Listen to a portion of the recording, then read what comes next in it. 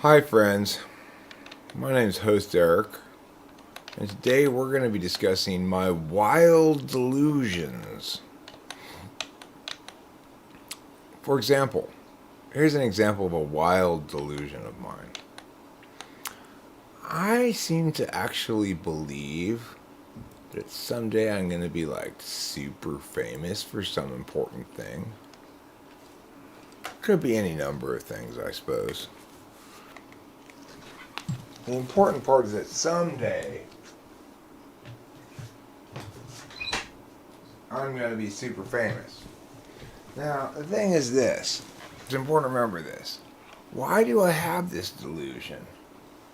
Why am I so delusional, you might ask? Well, it's because I have this concept called,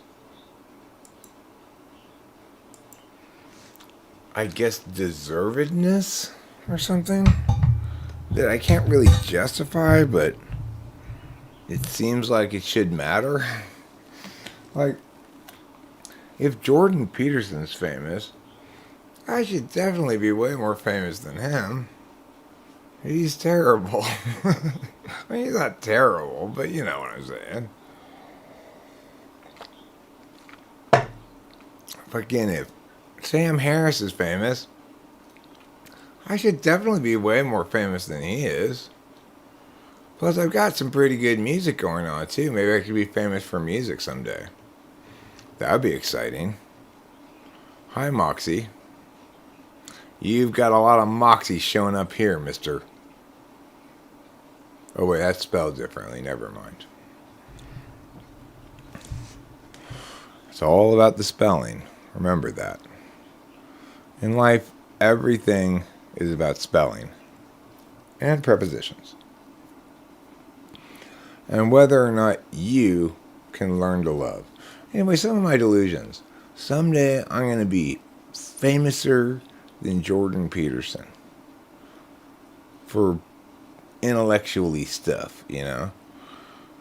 And Jordan Peterson's going to go like, wow, look, Eric's even more famous than me now. And I never even heard of the guy before.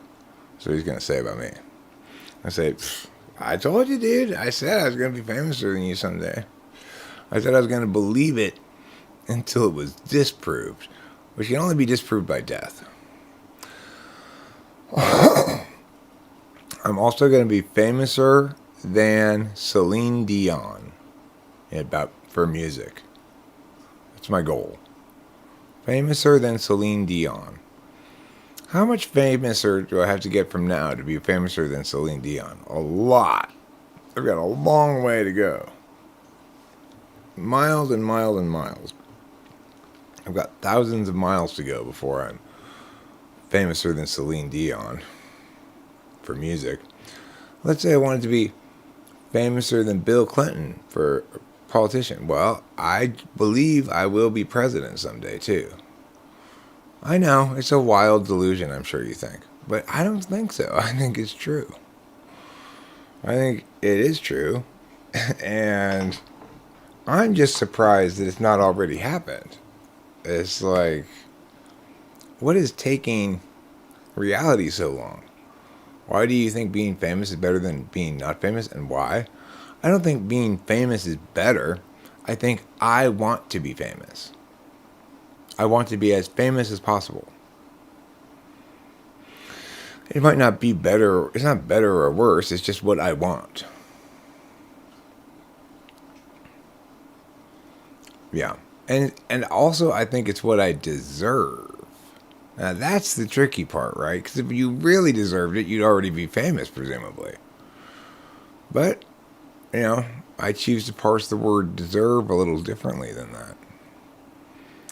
I choose to serve myself a hearty slice of deserved pie. Scarf it down and just say, that hit the spot for me. I believe in you, deserved pie, and I find you delicious. I find it sad that I don't deserve you yet, deserved pie, but someday I will. When I've done enough whatever to deserve something, I'm sure at that point I'll deserve it. And then, if you deserve it, maybe the universe has to give it to you by law, is what I'm thinking. If you're deserving enough.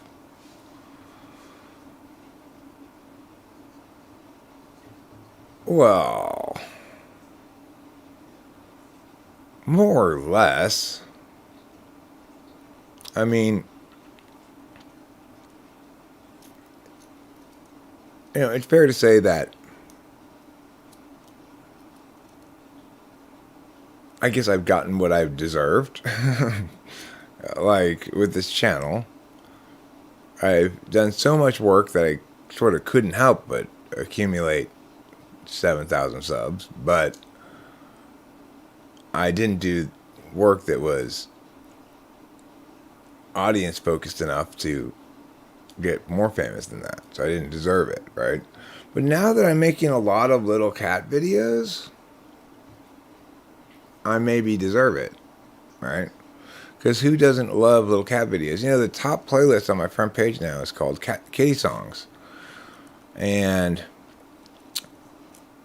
I'm just waiting for each of those new kitty song shorts to hit the shorts feed. At which point, hopefully, like every other kitty song I've uploaded, it'll get like 1,500 to 3,000 views or something. The one I made earlier, which was, "What's the matter with the cat I'm petting? Do you think that she's out of style? Me, cat I'm petting because she's totally not out of style," or something like that. That one got 3,700 views in like 24 hours. Thanks, Dallas. I appreciate it. I also thought it was a good typing. I have my own perspective on, like, whether a typing is going to be entertaining and also whether I did a good, thorough job. And I felt good on both counts about that one. So I was happy that she wanted to publish.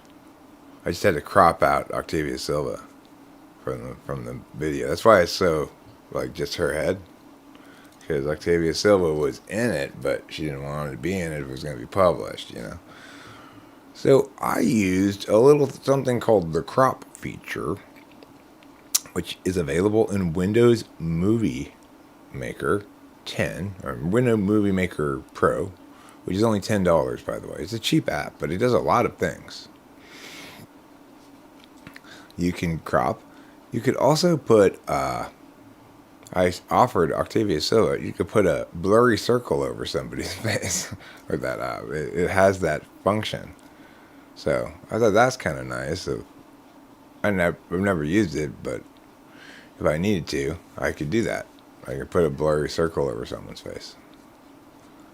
And then it's a mystery, like, who the fuck's that? You know what I'm saying? Yeah, that's why there was no Hoseric window box, because I had to get cropped out. But I was happy to do it because I was excited to upload it, because I thought it was a good session. I thought it was a challenging session. I am pleasantly surprised to hear, Dulles, that you agree with me. That's reassuring. I found her quite confusing at first, but gradually, you trust the tests.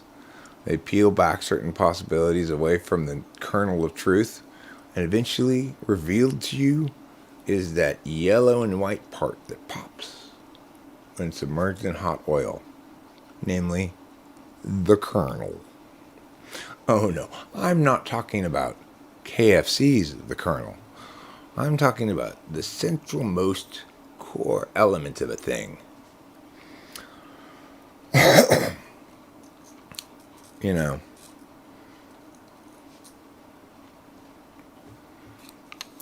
I hope you didn't befoul the kernel with your daily build.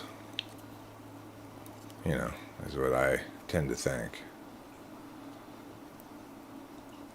Stop befouling my kernel with your daily build. I know this shit is open source, dude, but you're fucking up the kernel.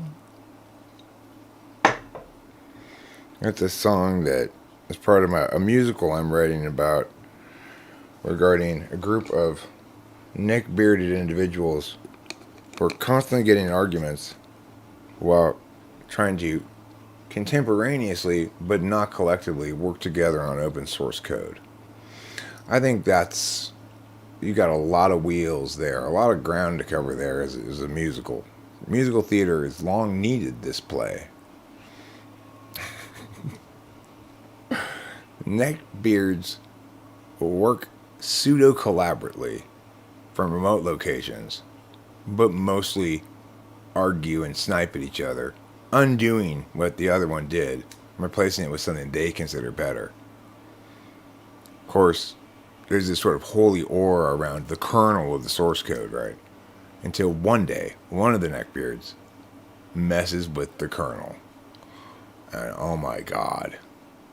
If you thought Reddit was blowing up before, it was really blowing up then afterwards. Can you believe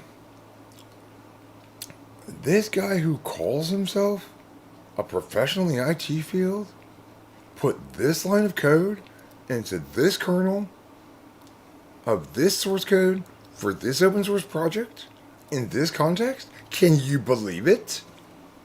And everybody on Reddit's going to say, no, we can't believe it.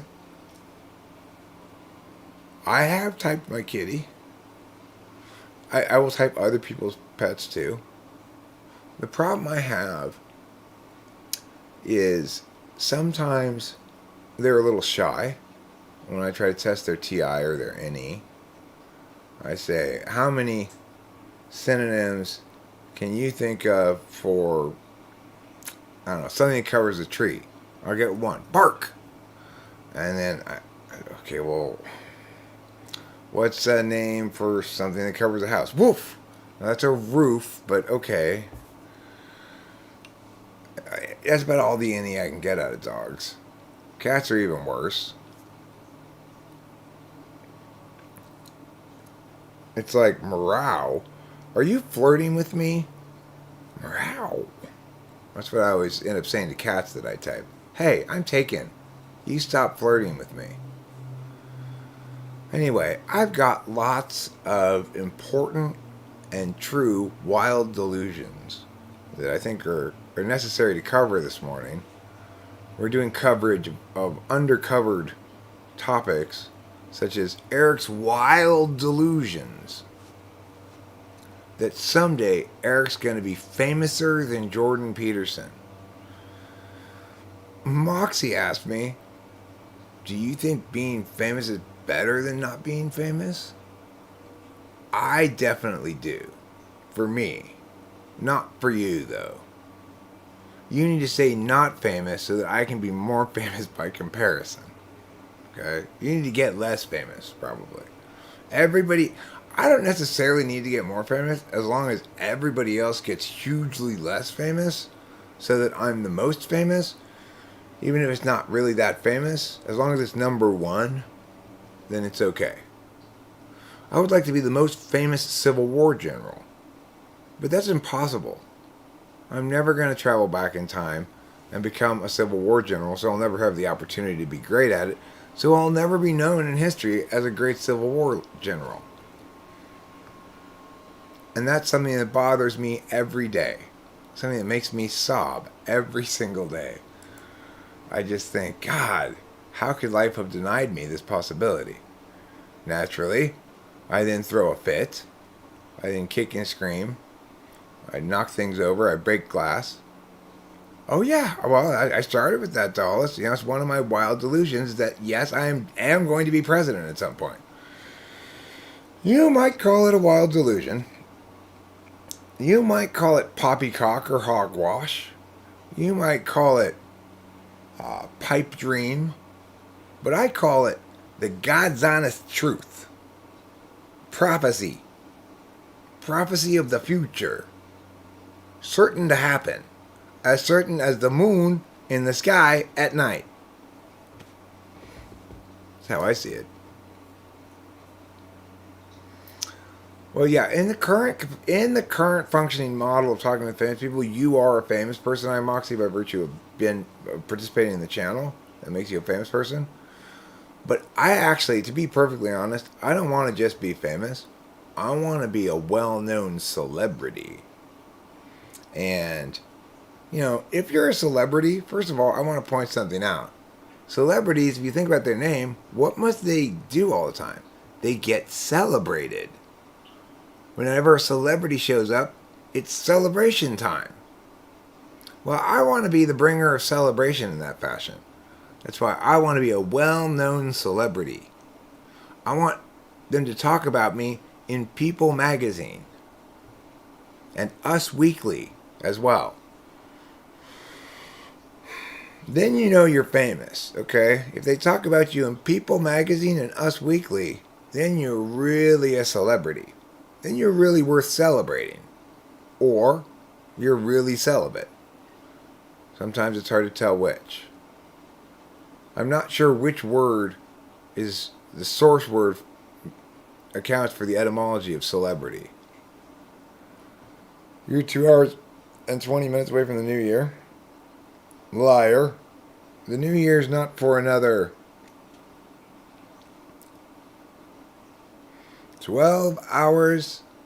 No, 13 hours, 14 hours. 14 hours and 19 minutes. You're 12 hours ahead of reality. You need to turn back your reality clock to now, mister. People in their so-called time zones. You're not fooling me. I know that's just a bullshit thing you guys make up so you don't have to keep track of what time it is, wherever you are. Hi, Jack. I can always count on Jack to be here during my important live streams. Today we're talking about my wild delusions, Jack. Oh, so I have so many of them. I have this wild delusion that I'm perfectly fine the way I am. According to some people, apparently it's a wild delusion. No, you're not, Eric. How could you possibly be okay like you are? Look at you. Look at you sitting there, talking to people on the internet, smoking bong rips. What are you doing? You are not okay. That's what a lot of people want to tell me. But I affirm the opposite position. I say, no, actually, I'm fine. I think this is just fine. I think I've earned a passing grade. And that's all I was going for anyway. C- is fine. As long as I get to advance to the next level, that's the only reason you ever do anything is as a prerequisite for the next thing.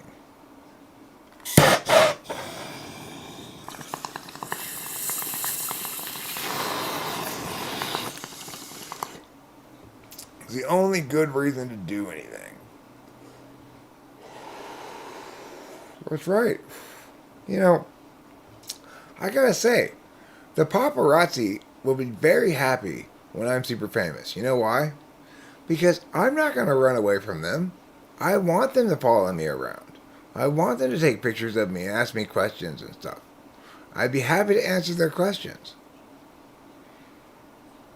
I have no problem with paparazzi following me around all the time. They don't have to hide out in my bushes. They can just stand on my front lawn. That's fine. What are those people doing on your front lawn, Eric? Well, they're paying attention to me, of course. What they should be doing.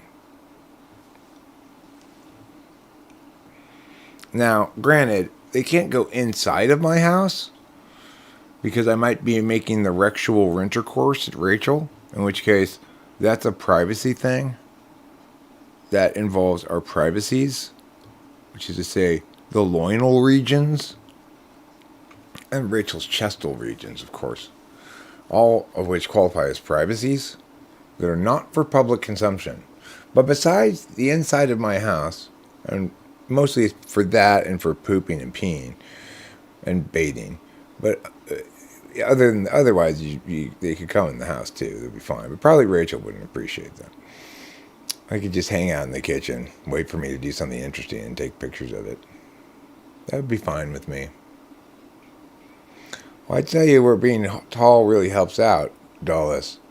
I've never gotten an advantage with the paparazzi yet, but I did get an advantage in a Chinese train station, if you go to a Chinese train station at the wrong time in Shanghai, you are talking about a train station that is chock full of very short people. Just fucking overflowing with them, right?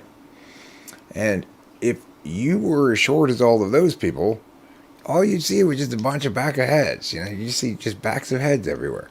But for me, very simple. It's just like, oh, I see everything because everyone's way down here, you know. That's an advantage of being tall. Go to a train station in Shanghai and you'll really feel the advantage of being tall. Because you can see where the line you're trying to get to is. Nobody else can. They're all like holding up their phones and then looking at it. They're jumping up and down. Like, hey, you people are tiny. Look at you tiny little people.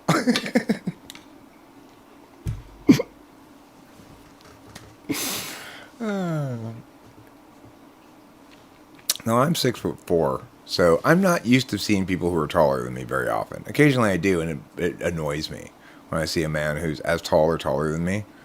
It's like, hey, is that allowed?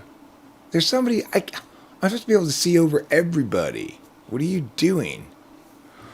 Being taller than me. I don't remember receiving an application for that. I'm not shaming short people. I just found it funny in Shanghai because I was so much taller than everybody else. And,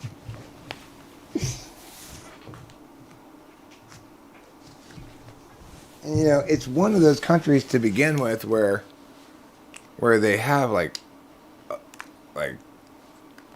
high volume population things. So the train station's made to accommodate, I don't know, like 100,000 people or whatever. Yeah, like a lot of people. So it's understandable that at crowded times it can be hard to see if you're not tall. One thing you will see in the Shanghai train station is their imitation KFC that they have over there. There's some Chinese chicken company basically just copied everything about KFC except like changed it to like JFC or something, right? And it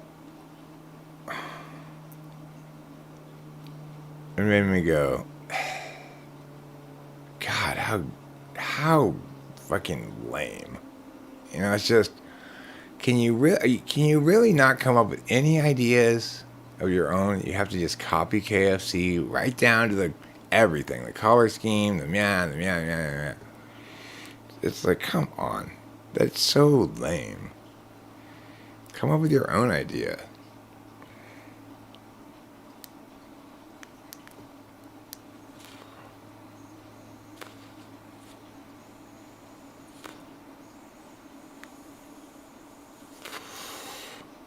No, it's like Colonel Wong's fried chicken or something, you know.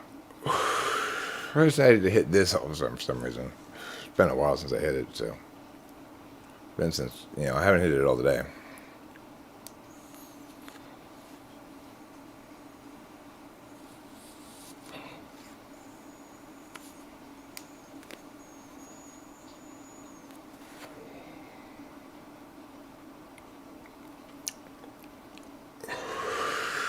I'm Eric San in Japanese.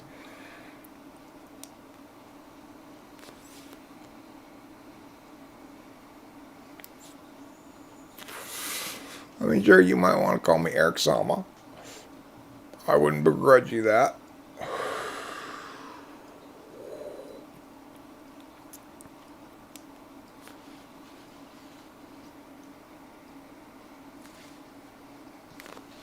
Or Eric Kage would be fine.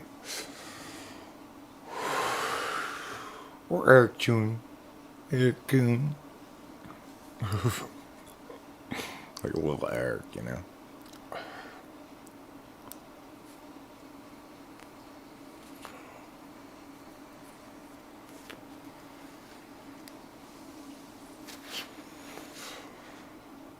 compilation video of typing videos.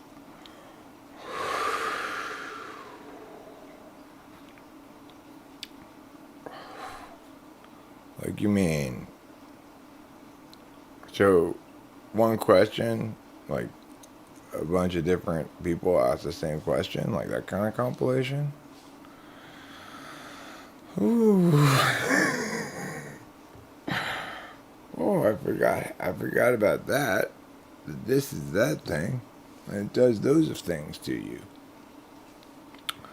And then now, of course, everything is different than it was a second ago. Got to keep that in mind before I do that. Uh-oh. This is happening again. I have to put this lid on this thing. Oh, there, I did it. I successfully did it in so few tries. I'm amazed. Oh, I hate putting that lid on that thing. It's very difficult, you know. Hey, Eric Thor, since you're here, it's time to launch something special, okay? Now it's time to really begin the beginning of things. Okay, listen, money.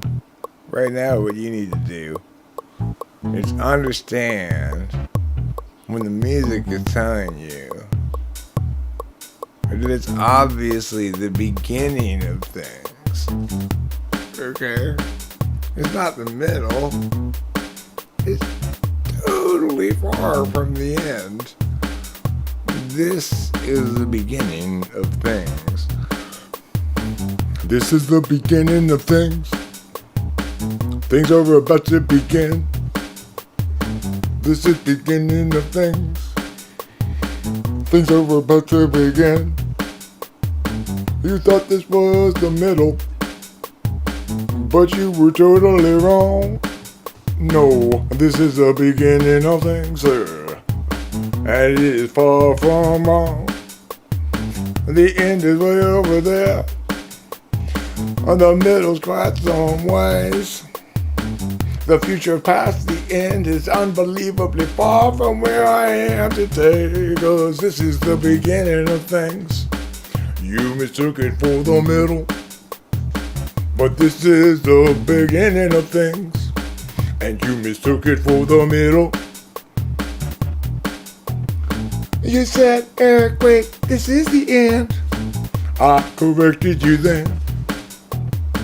I explained this is not the end, my friend. This is not the middle either. It's the beginning of things. This is the beginning of things. You thought it was the middle, but you were wrong. That's why I had to tell you in this song.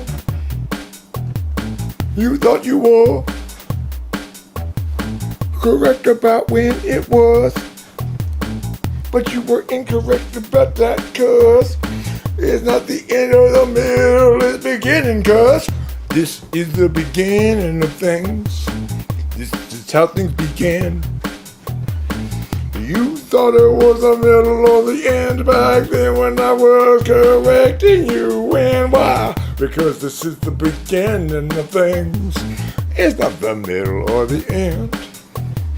When you asked me to explain why you were wrong, well, that's my explanation in French, 'cause this is the beginning of things.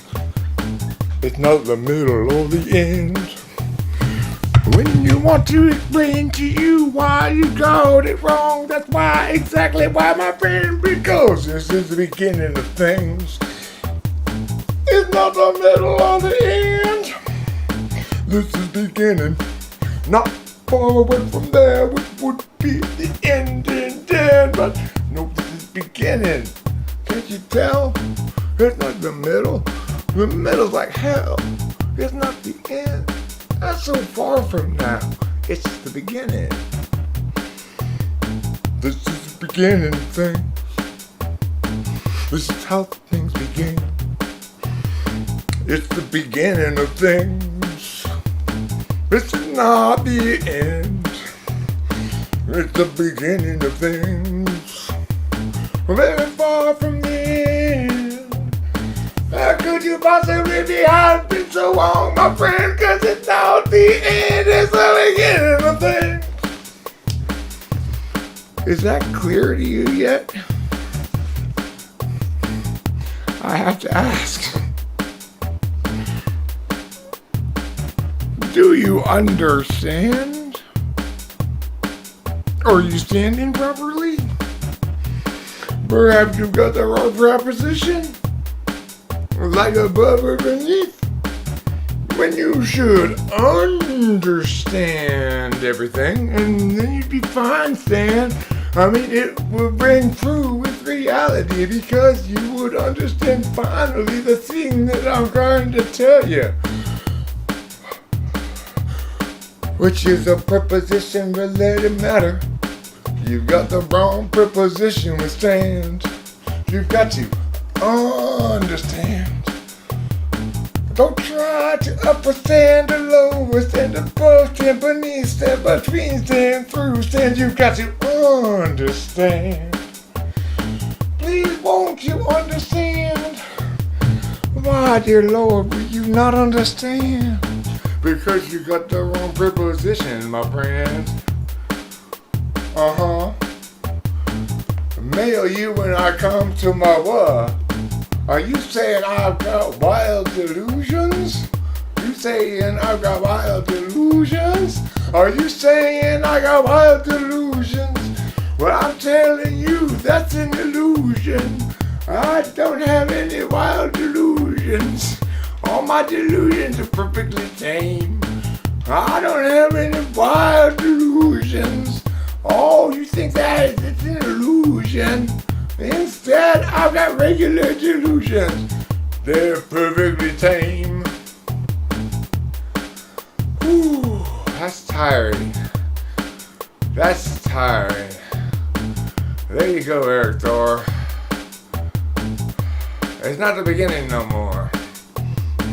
You arrived through the door, which required me to start a thing where I would sing to you about the beginning like I did right then before, but it's not before, it's later, and so I want you to get the cake. She said, hey, it's no longer the beginning is the point.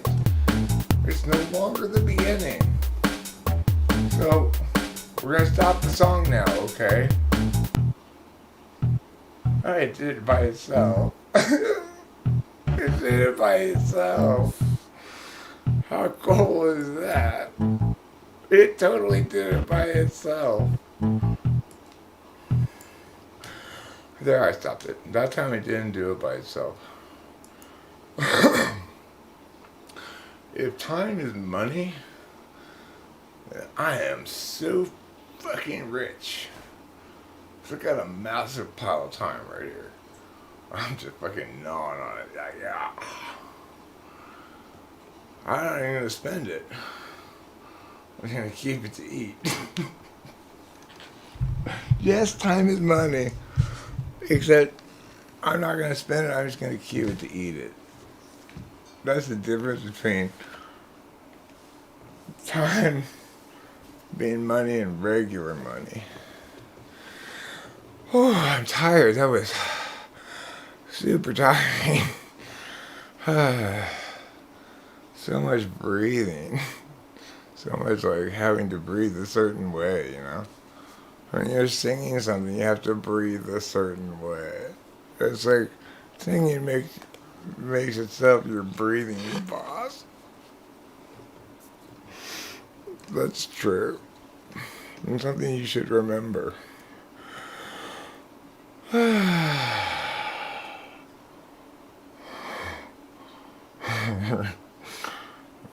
So anyway, what we were talking about is my wild delusions and how they're just wild delusions. It's not true, really. It couldn't possibly be really true that I'm way smarter than Jordan Peterson and therefore should be more famous than him. That's gotta be a wild delusion. I mean, if you're gonna evaluate things using the delusion tamed wildness measuring stick, then that's a wild delusion. Hey, Aga, thanks for funding my wild delusions. I appreciate it. And I just totally loved your kind of money, too. It's not regular money, it's pound sterling. It's like my hat, you know? My hat deserves pound sterlings. They're very fancy. Have you guys heard about my concept for a show? 90 Day Fancier? In which you spend 90 days trying to act fancy. And whoever acts the fanciest for 90 days gets to keep everything they got to borrow in their attempts in order to enable their attempts to be fancy. So let's say, I mean, obviously, at the end of 90 days, everybody's going to have Great Poupon. Obviously, they're going to get to keep that if they win. But there might be other things they had to acquire to be fancy that they would also get to keep if they won by being the fanciest for 90 days. That's 90 Day Financier. You're getting confused with a different one. Okay? Yes, I do have that show as well. 90 Day Finances. That's a very boring show. It's just people try to keep track of their finances for 90 days. And they're all winners by making their lives more organized.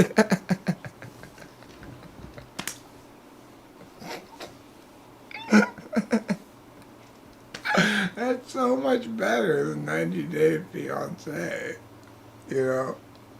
Even though it's super boring, it's still better than 90 Day Fiancé. But 90 Day Fancier, now that's way better than 90 Day Fiancé. Because that would be interesting to see. Think about how much Great Poupon people would eat. So much. Trying to be fancy, you know.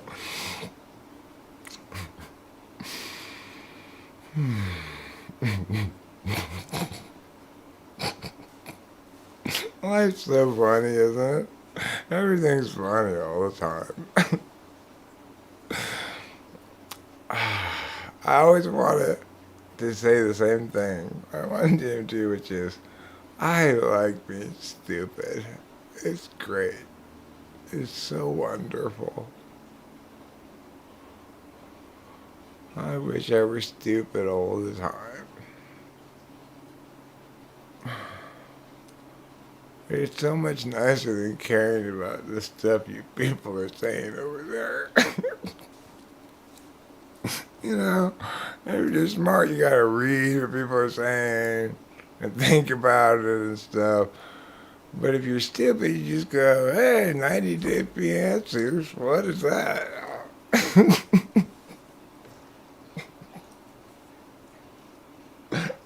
You know? What even is that, 90 Day Fiancés? That's not what it's called, Eric. It's actually called 90 Day Fiancé. It's a foreign word, that's why it's got that weird A in the end. It's like resume, fiancé. That's how you know it's a foreigner. It's from another country.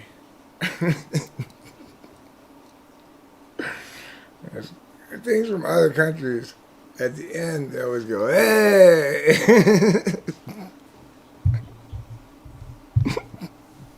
They just can't help it.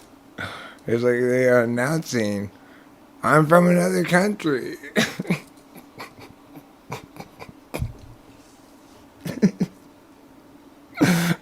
You see what I'm saying?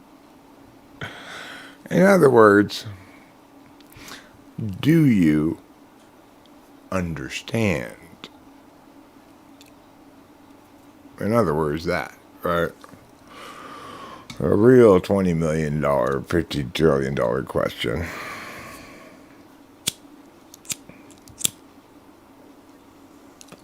What's the matter with the preposition that's beside the thing that stands? I shouldn't sing that song. If I sing that song, I have to share August money with Billy Joel. Isn't that funny? It's true. If I sing that song, I'm going to have to share some of August money that she gave to me with Billy Joel. I don't even know Billy Joel. Why would I share anything with him? Oh, 'cause you wrote the song. Okay, Mr. Write the Song guy. Like, so? What does that mean even? You know, it's like I'm not even playing your song, I'm just singing it. I'm singing part of it. How could you get some money for that? That's silly. You know? You shouldn't be able to get money for me singing part of your song and making up words, my own silly words to it. You definitely should not be able to get any money for that. Even if I'm getting money for it. Okay? That's just like, that's where the limit of your ownership of shit should be, right there. If I'm singing it on my own, without playing your recording or anything, and I'm not even using your words, you should not get to have some of the money that Aga gave me. Because first of all, Billy Joel, you're not fancy enough to get pound sterlings. You're definitely not fancy enough. That's where I've got you beat, mister. Look at this hat. Do you think Aga would have given me pound sterlings if I wasn't wearing this hat? No, she would have given me regular dollars. Maybe she would have even given me pesos. She'd be like, you're so shitty, Eric. I'm giving you pesos.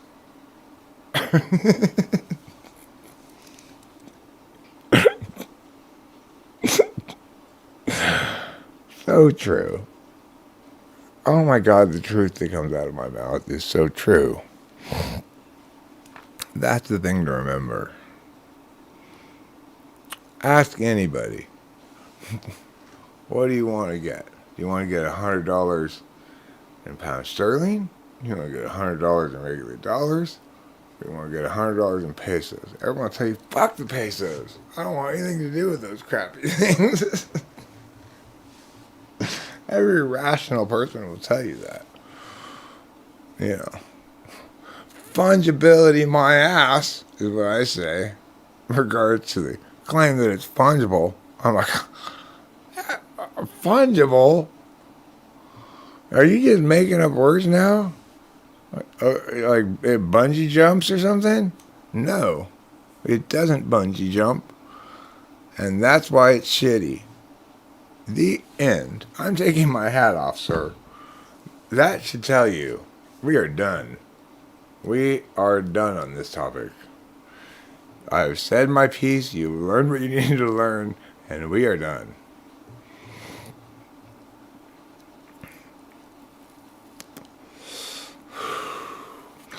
Elise S., whenever somebody says, do something fun tonight, I always think to myself, aren't you really shitting on right now? You really are shitting on right now. It's like, give that delicious food to that guy over there. Why can't I have it? Why is it so good that it's good so I have to give somebody over there? No, that's silly. Do something fun right now. What, you want advice? You want recommendations? Okay. I'd recommend making love to Dimitri. One of my favorite things to do. That's a lot of fun. Dimitri's a rambling man. He only sticks around for a little while. He has his way with me for a week or so, and then he's off to who knows where, mysterious places, I guess. He's gone from my life for a while. But when he's here, I always think, oh yeah, Dimitri, I'm just gonna put it like this. You fuck the brains out of me. You really do. And it's fantastic.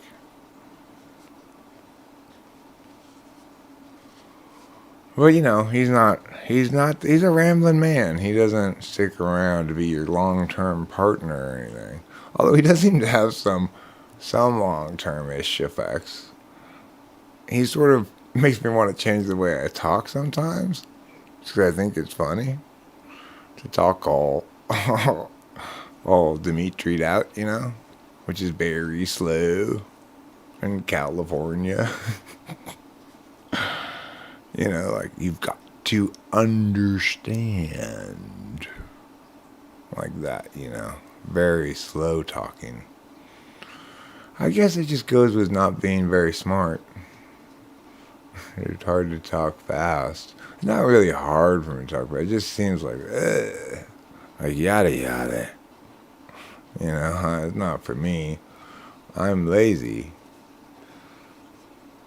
Wakata, that means you get it.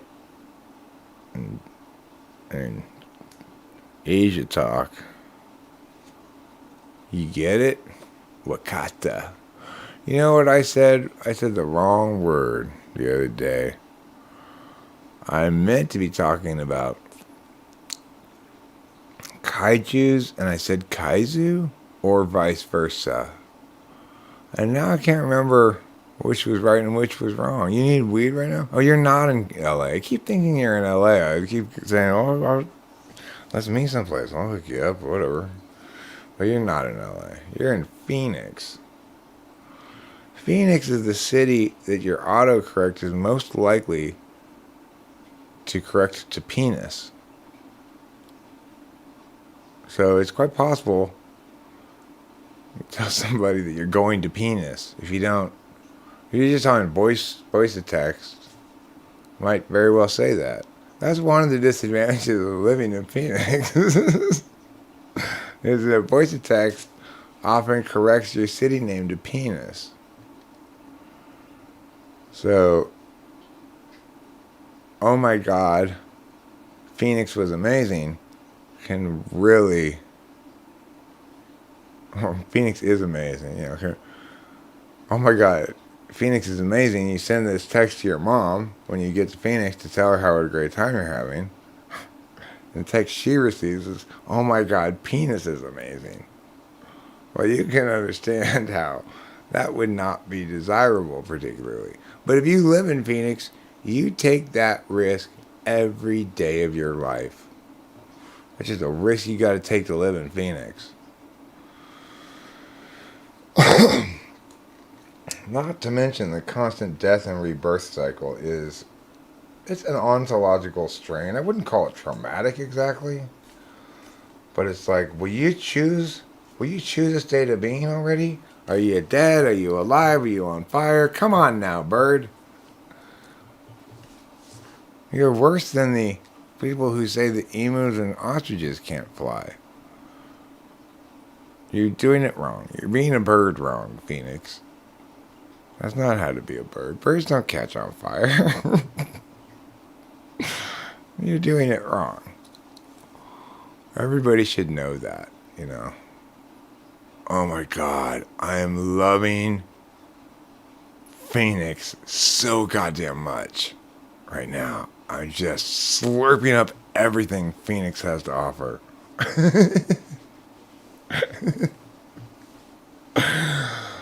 My thirst for Phoenix is unslakable.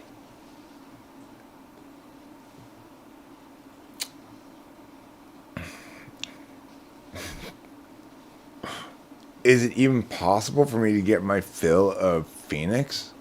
I don't think so.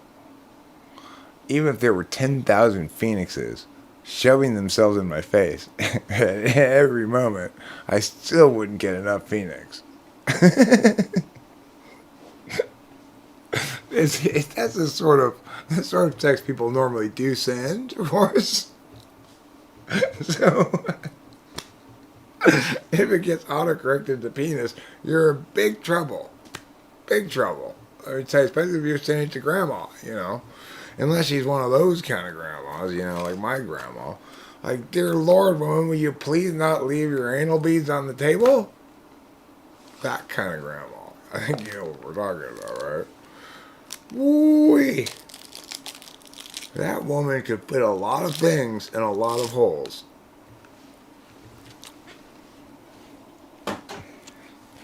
It's like, why is it that I find the question, where's my bicycle, traumatic? Well, grandma, hello. How do you think I ended up in Anal Wreckage Anonymous? Not merely as a member, but a founder and someone who's continuing to hope to eventually get over this horrible, horrible disorder of shoving unreasonably large things up my butt. How do you think I ended up as the leader of Anal Wreckage Anonymous? It's a family, it runs in the family. Grandma, she had a passion for putting enormous things up her holes. Just enormous. Like, every year when I was a kid, I was like, what happened to the piñata? It's my birthday, Grandma, okay? No one wants to hit the piñata anymore. Trust me. It doesn't matter if you take it out and put it back up now. Nobody wants to hit that piñata anymore. And, she never really did change her ways. I can't call it dementia, I could just call it stubbornness, And, of course, then she'd just break open the piñata and keep all the candy for herself. That was part of her deal, I guess. She was very greedy.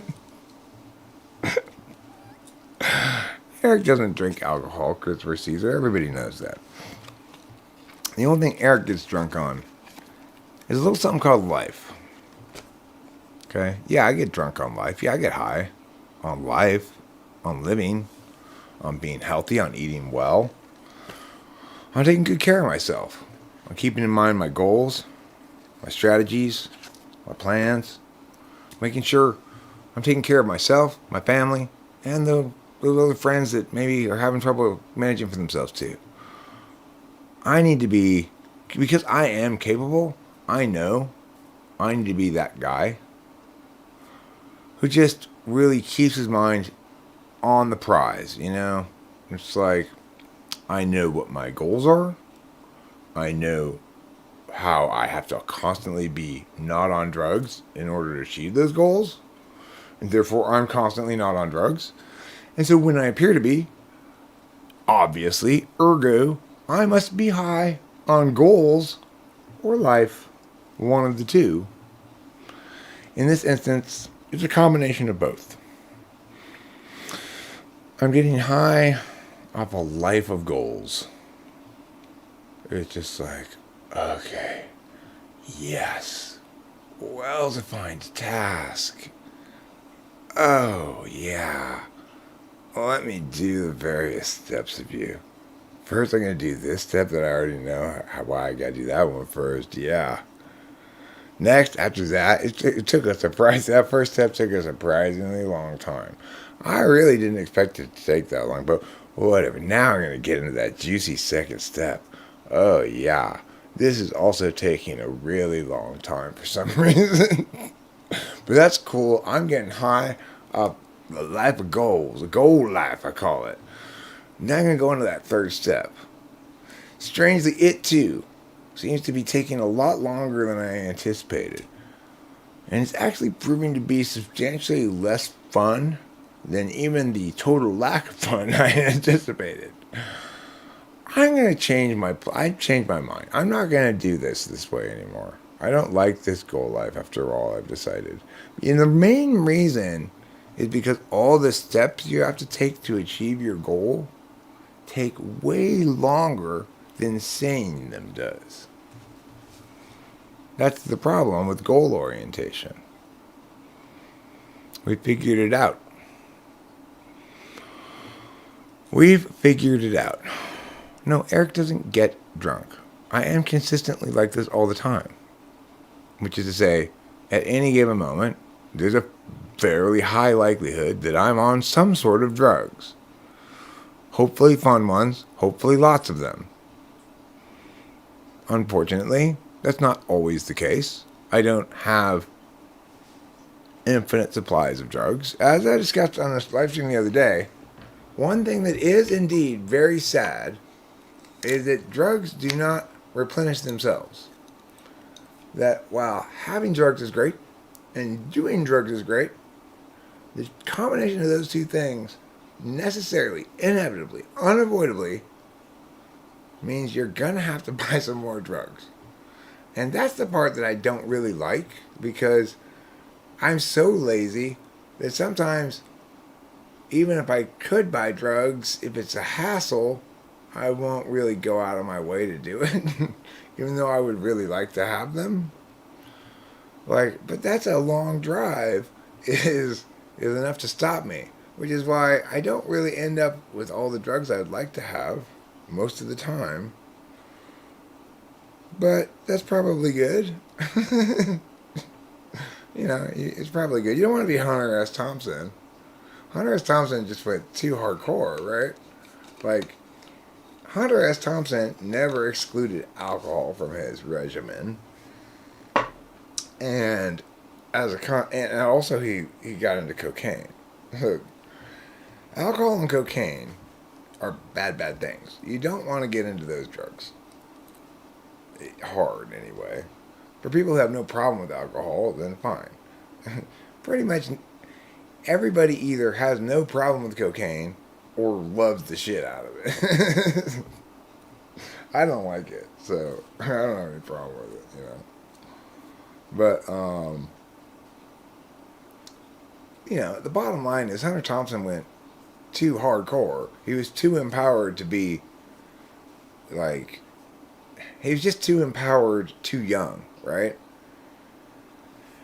It's critically important to have finished growing, as somebody pointed out the other day. I hadn't really thought about it before, but not in those terms anyway. But it's super important to have finished growing before you get famous, or else you're trading in sort of a healthy self for being famous, and that's not worth it. I could handle being famous now. I'm 50 years old.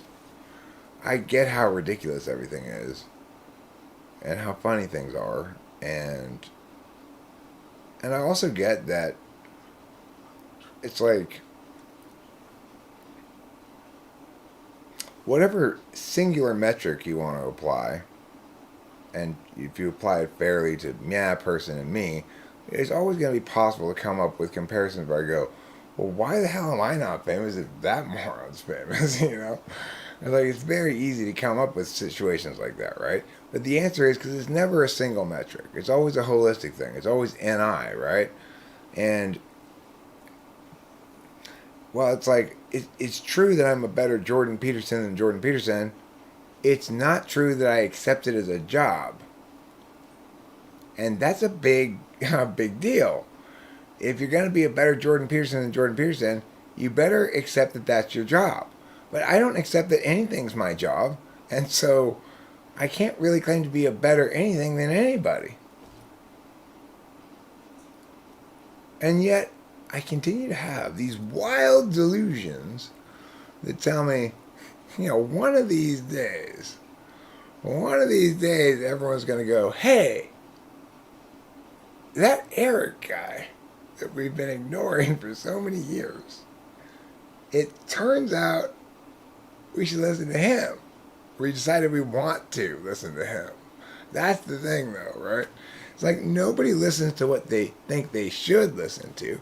People only listen to what they want to listen to. Think about that. Including me, for sure.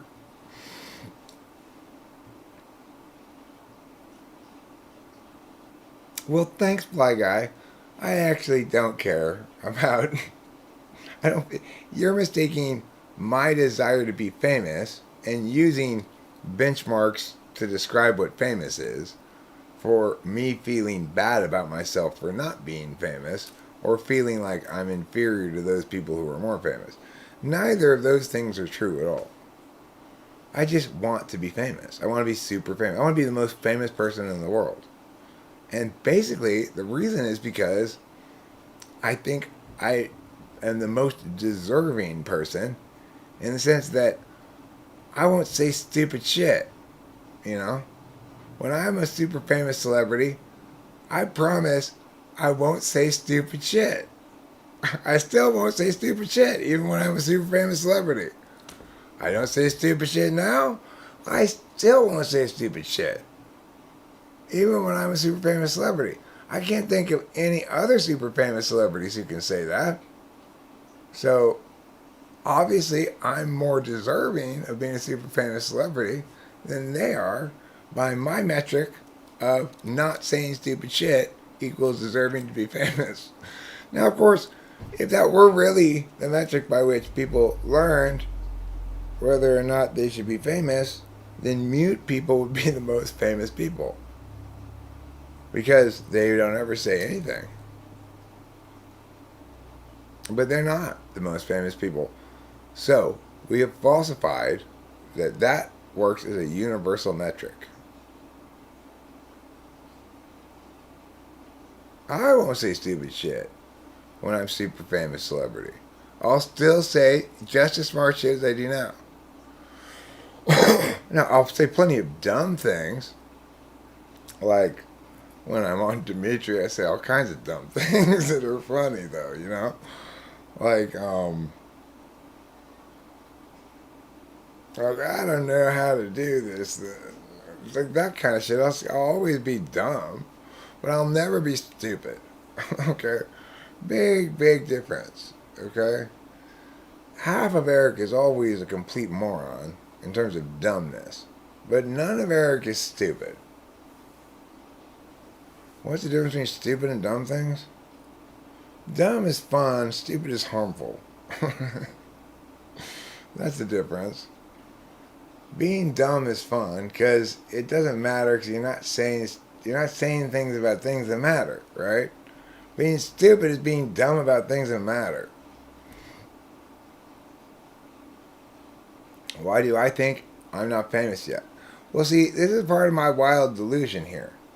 I'm pretty sure it's your guys' fault.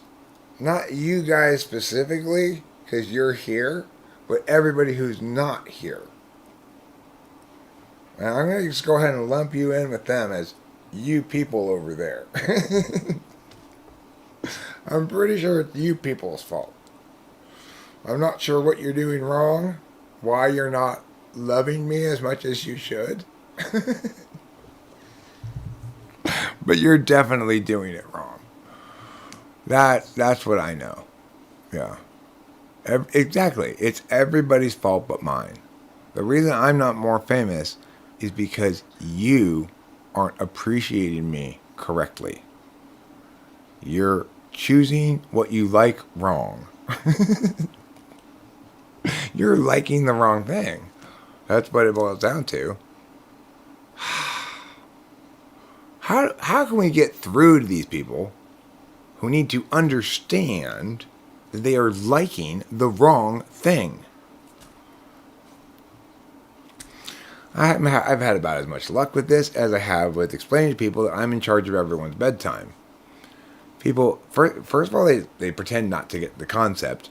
Okay, don't play dumb with me. You know what I'm talking about. I am in charge of your bedtime. These are not big boy words, okay? You get what I'm saying. And then they deny I have the authority to take charge of their bedtime. And at that point, I'm just speechless. I'm aghast.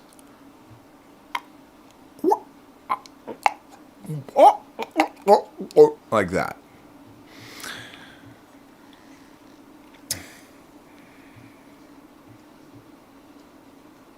Ah, that's a good point there, Lee Man. My kitty, I'm going to try to ride on Kitty's coattails, I think. Because that cat got 3,500 views in like 24 hours yesterday.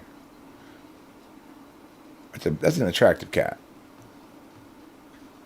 I mean, I'm not into cats in that way, but if I were, I'd be like, damn, you know.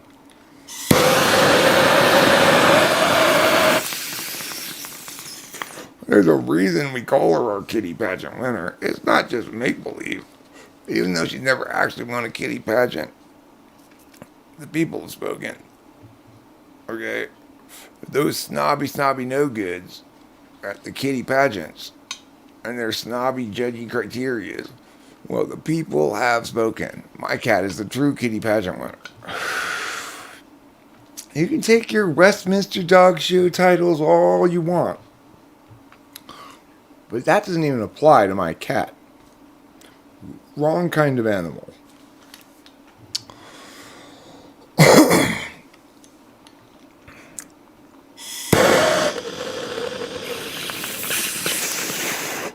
Well, I got that going for me. At least I'm old. And old people are cool, so that makes me cool. Wait, but being famous probably means stupid people will follow you too. Do you want that? Of course. I want everybody to love and listen to me all the time. No matter who they are. From the dumbest tard to the most genius Einstein, I want everyone to constantly love and listen to me. That's a reasonable desire. This is my personal boundary, okay? If you're not constantly loving and listening to me, you're violating my personal boundary, and I have very good reason to be absolutely furious with you. You don't want to see the sharpened point of my rage. Because if you do, it'll be the last thing you ever see.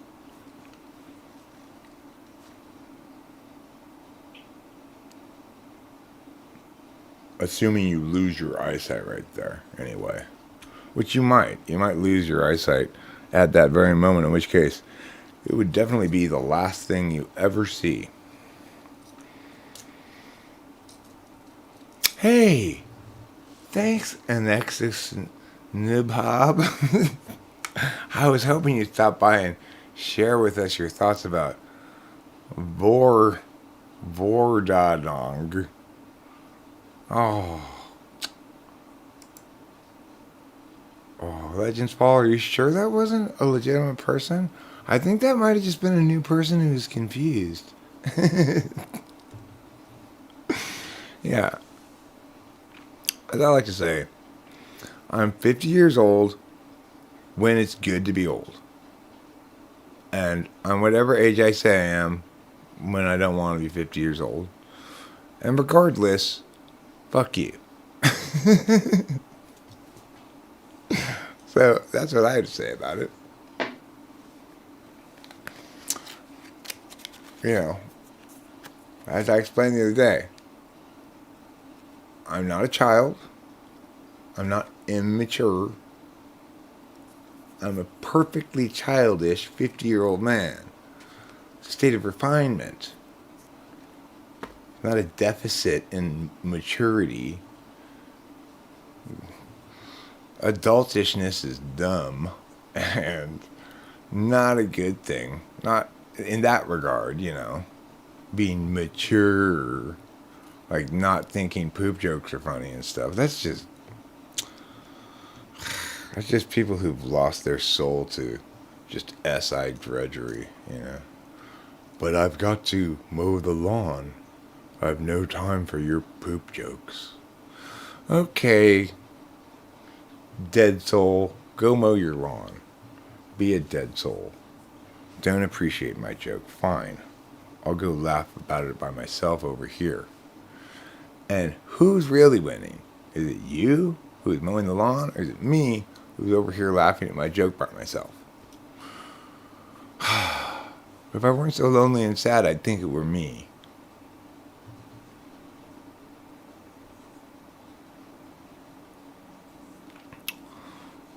No, Jack, I disagree. Fly Guy, your use of old people label is not shameful enough and doesn't respect the shaming protocols of our forefathers sufficiently.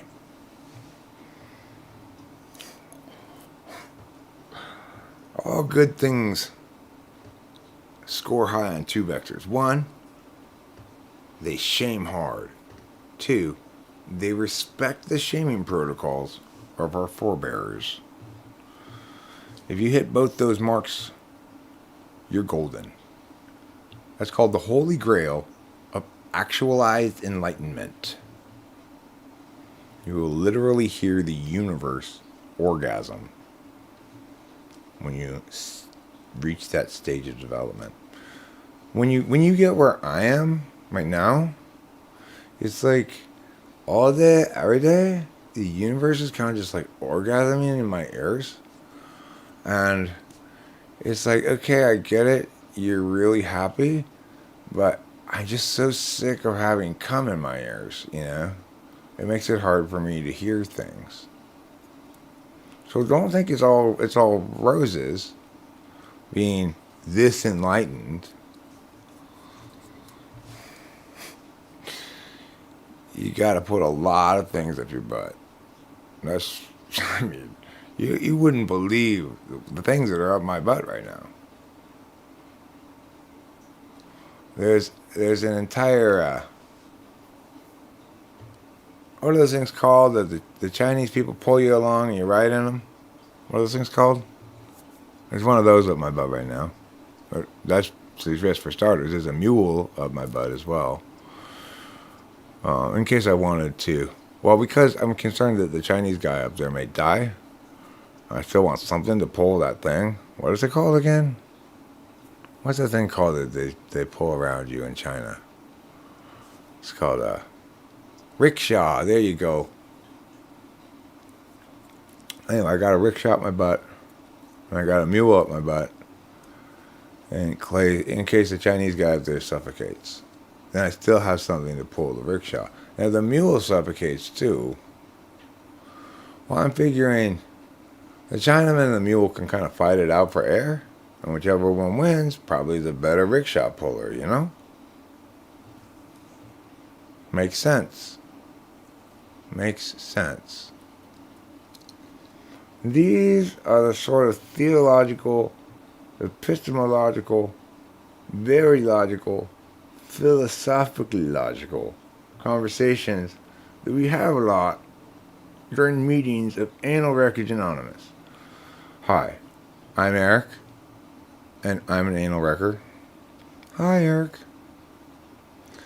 Yeah, so, just like it says in the book, I found objects that were way too large to put up my butt, but not impossibly large, to be cunning, seductive, and powerful.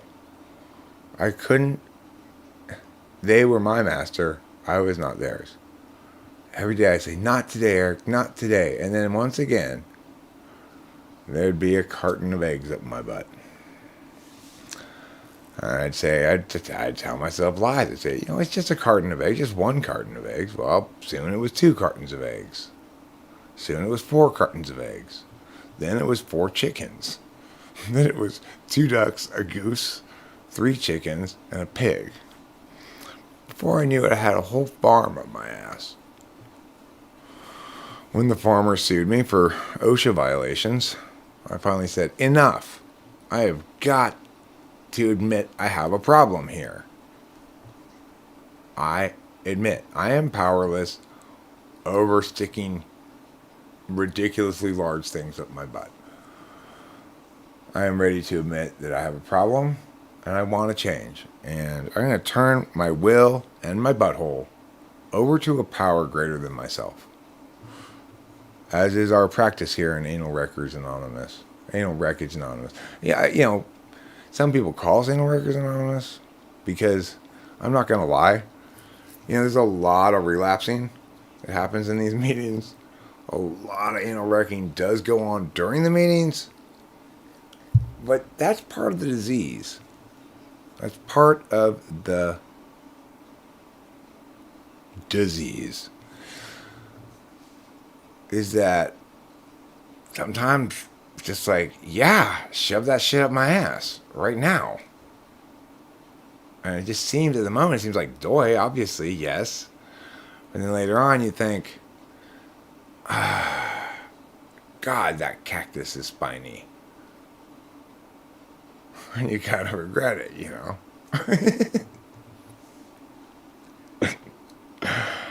So anyway. Oh, Jack Torrance, always trying to invalidate my incredibly unique originality by comparing it to something else. It will never work. Silly man. I am that special. Okay? You forgot the title of this live stream, which is Eric's Wild Delusions. You're not playing into them. In fact, you're fighting on the wrong team, mister. You're trying to argue against my delusions being correct. That's called suppressive person. You're a suppressive person. Everybody, I want to talk to you guys about self-suppressive people. Suppressive people are people who don't agree with your arbitrary insistent statements. Anybody who, whenever you are arbitrarily insistent about something and somebody else doesn't agree, they are suppressing you. And you need to just go like this. Take a step back. Like that. You just make them take a step. You are suppressing me. I insisted that this was the way things were. You're not adopting that as your frame immediately. Stop suppressing me.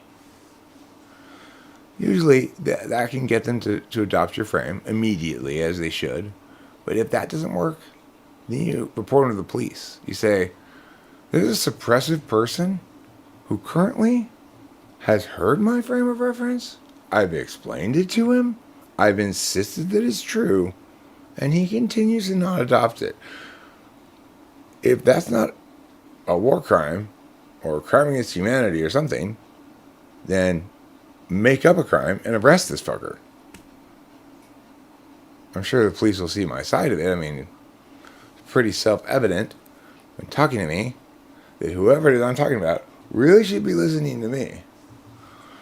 Because I'm so clear about everything when I speak. You'll notice I'm not saying anything that's confusing right now. Unlike you, whoever you are, whatever you're saying, I'm confused by it, therefore you fail. We're really setting the record straight today.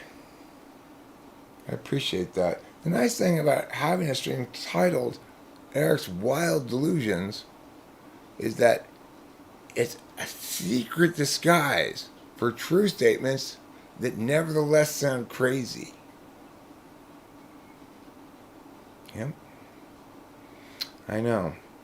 This is sort of conundrum you face when it turns out really late after like 5 decades, oh shit, I think I am supposed to be the main character after all. I've been fucking around this whole time. I just thought I was an ancillary character that just didn't really have to do anything. You know. Don't mind me. I'll be chilling over here with these fun people. You guys go ahead and do your thing, you know. But, turns out, like, you know, the old wise mage and the elf and the dwarf, they're all saying, it's you, Eric. Me? I don't want to be the special one. Well, too bad. You have to be the special one. That's a lot of responsibility. You know, in high school, they asked me if I wanted to be an editor of one of the sections of the newspaper. I said, no, that's a lot of responsibility, I think. It's exactly what I said back then, too. I think you have a good nose for that, you know. No, Jack, you can't be the main character if I'm the main character, but I will say, you get a lot of screen time. You spend a lot of time around the main character. Every time the main character is available for you to be around, You're around him. So you're on screen all the time. You're kind of like a mix between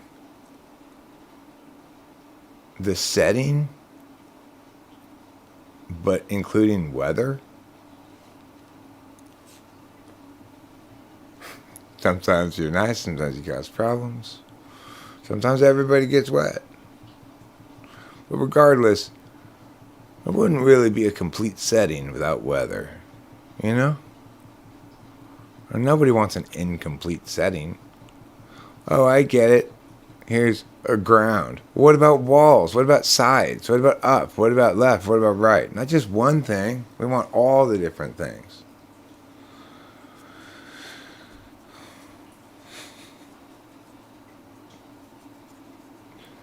You were kicked out of a school newspaper due to shitting in your own nest? Okay, well, you might get nominated, but I don't think 2022 is a year in which cisgendered people are going to win things. As is appropriate. I'm waiting for my year. 2023 aren't going to be any racial people winning things. It's just going to be transracial people like me. As is appropriate. And as I'm winning the award, being transracial, I'm going to be winning the Academy Award for Best Picture for my feature film entitled Sacagawea, Triumph of the Native Peoples, which I've described in a previous stream. You know, it's going to be a movie that celebrates conceptually diversity and inclusion while practicing segregation and exclusion in its hiring. On purpose, to make a point about something, but it's an adult film.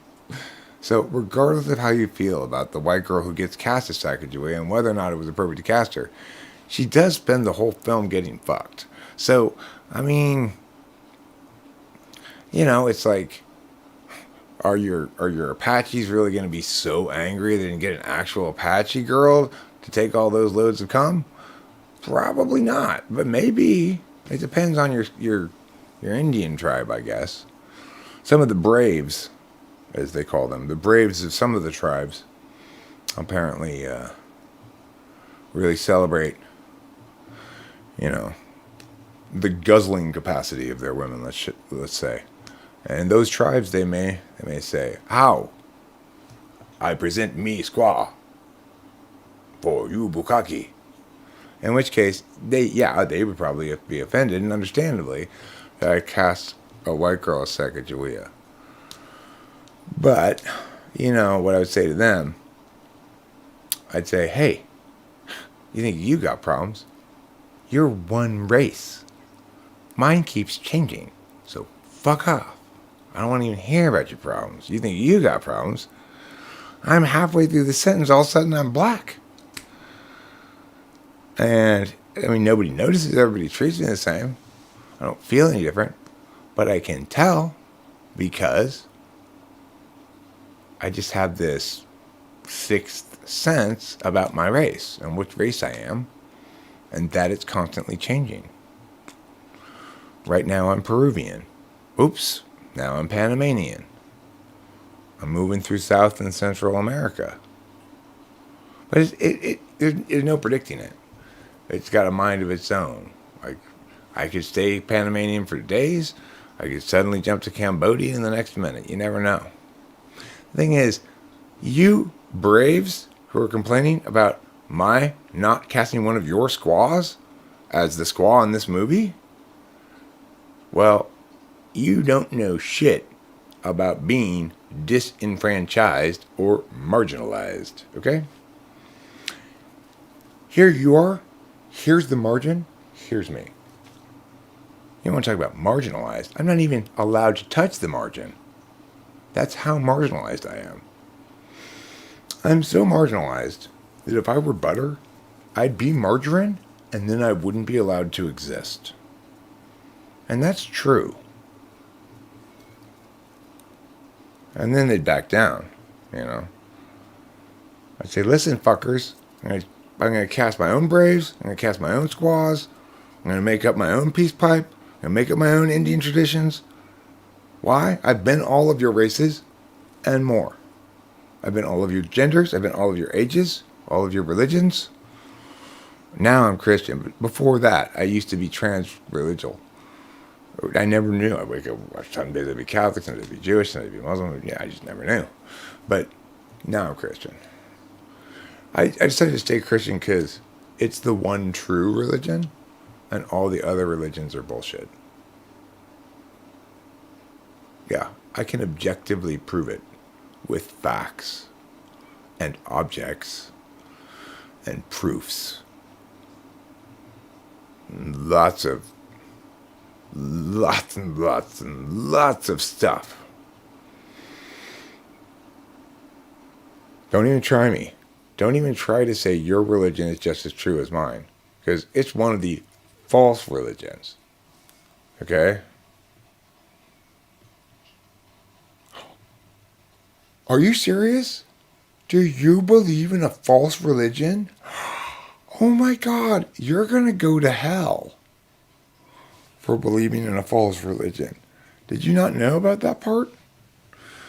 Apparently, God so loves the world that he gave his son that some of us might be forgiven for our sins, which is better than the way it was before, when everybody burned in hell forever after they died. Even God had to go, okay, this is kind of fucked up system. He had to admit it. So, well, he was talking with the Holy Ghost about it, The Holy Ghost was like, I know that nobody's perfect down there, but do they all deserve to burn for all eternity because they weren't perfect while they had their one chance of life? I mean, that seems pretty draconian. And God's like, well, I mean, you give these fuckers an inch. You remember the Garden of Eden? Oh, God, I know about the Eden thing, but you gotta remember. You remember that guy, right? Don't even name him. Don't even bring him up. I'm still mad at that fucker. Of course, they're talking about Satan. The S to the A to the T to the A to the N. We do not say that word around you know who, but anyway. And, with a little bit of good TI, Holy Ghost says, listen, you got to understand something, bud, bro. He calls God bro a lot, You got to understand something, bro. You made that thing that talked that chick into making that dude eat that thing that made you so pissed off. So who's really to blame? And God said, Eve? And the Holy Ghost is like, yeah, I know, but you're not getting the point here, God. What I'm saying is, can't you just sort of feel like, God, how much it must suck to not be omnipotent and omniscient and all that stuff, and to be sort of doomed to get something wrong, but then get punished forever for it? And God's like, yeah, okay, I guess it's within my power. All right, I'm going to execute power 4752AQZ. Namely, I'm going to experience what it's like to be a human for a second. And he did. He's like, oh my God. I had no idea those things were so retarded. Here, let me make one that's decent. So I have at least had an example to try to imitate or something. So, he made this guy Jesus. And contrary to expectations, instead of going into the gardening business, he went into carpentry. And that made all the difference. Because God's message to us really was, hey, aren't you tired of those cupboards? Couldn't you use some new cabinets in your kitchen too today? I'm talking about not your cheap mass-made install cabinets. I'm talking about hand-carpented cabinets by real carpentry masters. The answer is yes, you could use those things in your kitchen right now. And that's why God and Jesus want you to call your local contractor and schedule an appointment for a kitchen remodel. It's the end of today's sermon. Amen. Praise the Lord, and Eric's right.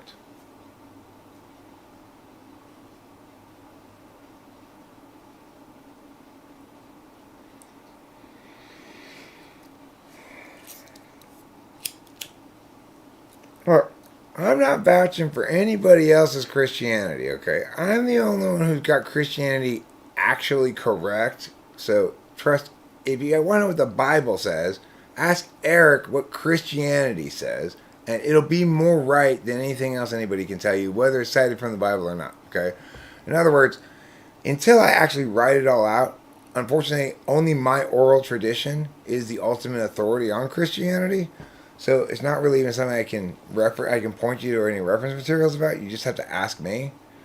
I'll write it out eventually, maybe if I get around to it. If I don't, then just you guys should be writing all this down anyway. So I don't know why you're not writing it down. I guess YouTube's sort of writing it down, you know. Like you can trust their transcripts. I mean, listen, why don't you learn to talk cognitive functions, YouTube? All right? I'm tired of seeing my NE and NI and TI being translated as God knows what. God knows what kind of wiggly. Just a mishmash of miggly ma. You did, naively hoping to discuss. You ended up being thrown out of a taxi. Who threw you out of a taxi? As I've explained, Jesus was probably an ENTP. And, as I've explained, people don't get that foot washing story and what has actually happened there. Jesus did not want to wash any of their feet. He was not planning to wash anybody's feet, okay? He pointed out, hey, have a little self-respect. Your fucking feet are filthy. And they're like, I don't know how to clean them. It's like, come here, let me show you. Cleans one guy's foot with some soap and stuff. And he's got to show another guy. Finally, they get the hang of it and can clean their own feet, right? But it just so happened that the disciple who was writing about that walked by as Jesus is showing them. Jesus, being super cool, wasn't displaying a lot of affect that said, oh my God, you charge, you're pissing me off. Even though he was thinking it, even though he was feeling it in his heart, he didn't display that because he didn't want to hurt their feelings, right? So the disciple thought, oh, it must be a good thing to wash people's dirty feet. No, that's unhygienic. Jesus knew that. I know that. We all know that. Other people need to wash their own fucking feet. That's filthy and gross. That's Jesus' message. He was the original social worker. But he was the perfect social worker. That's what I'm saying. He reluctantly agreed to teach these people to wash their feet because they were so fucking retarded that they couldn't figure out how to do it themselves.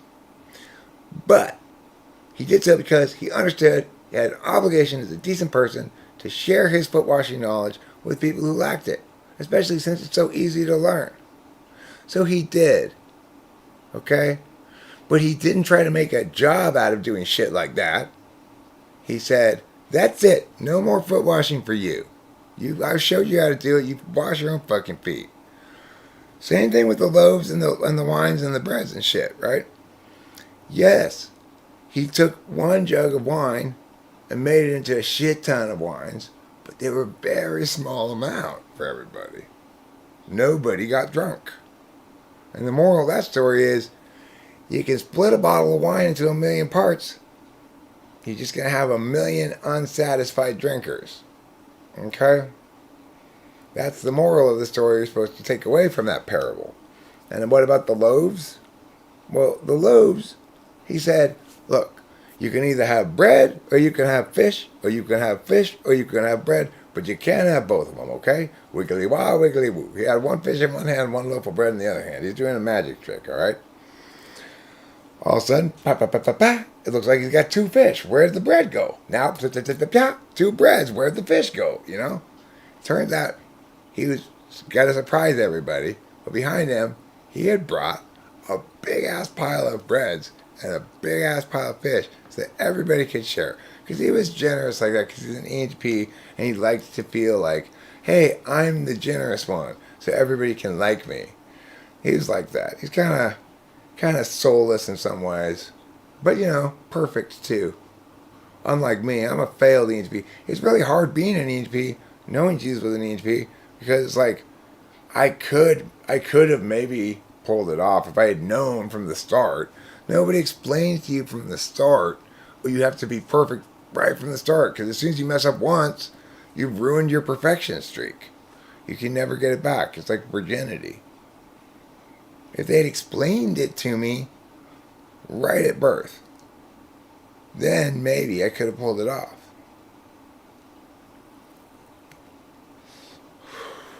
Now there's not even any point in trying. It's like I already failed to be Jesus, so why bother? Why bother? Might as well just send up a storm. No, I don't think that. Of course not. I try to not sin at all. I don't like to sin. Sin makes me feel guilty and bad and ashamed of myself. Actual sin, As it does anybody, really. Hopefully. Unless they're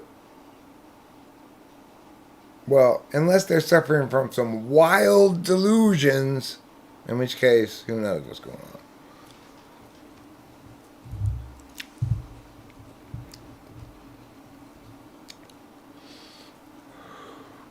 No, you should love your neighbor in the sense that, like,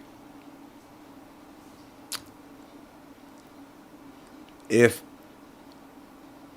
I saw my neighbor drowning in a puddle, I'd roll him over.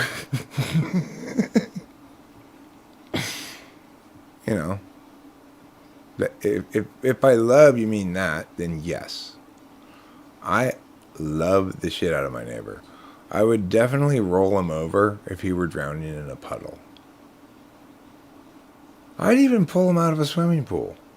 Hey, why not? Let's say I saw him hanging from his roof saying, help, help. I'd hurriedly walk to my garage and get a ladder and bring it back over there to allow him to safely get down. Even though I barely know the guy. That's love. That's real, deep, abiding, tender moistening love.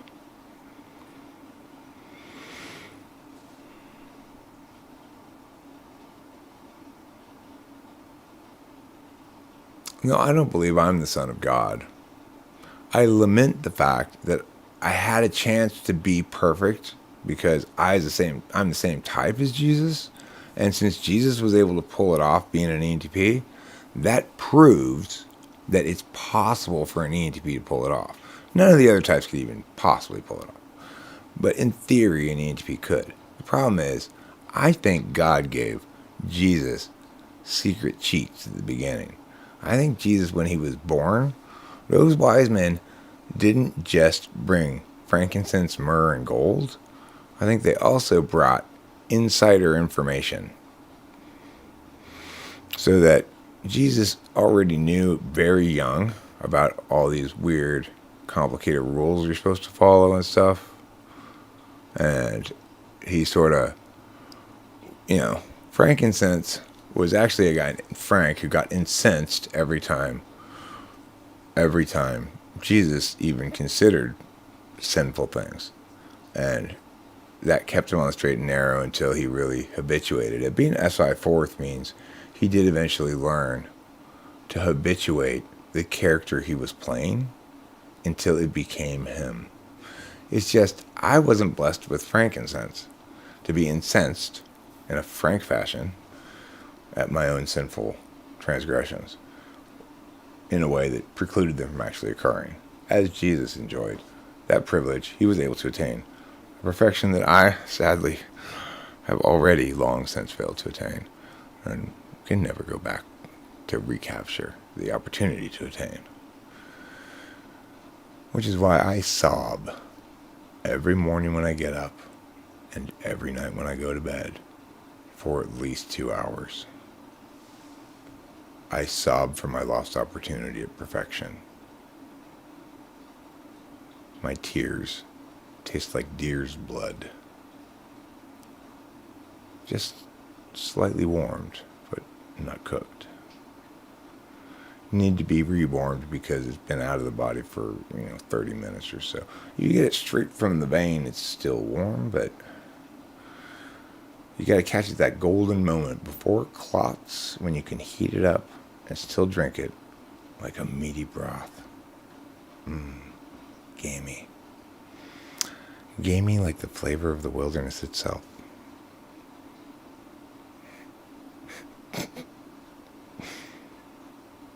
I never had a map or any travel guide. I don't remember that lyric. I like that lyric, though. Uh-oh. At least he's got it and everything. That may mean that she's aware. When I wasn't supposed to, I think I may have put God up my butt.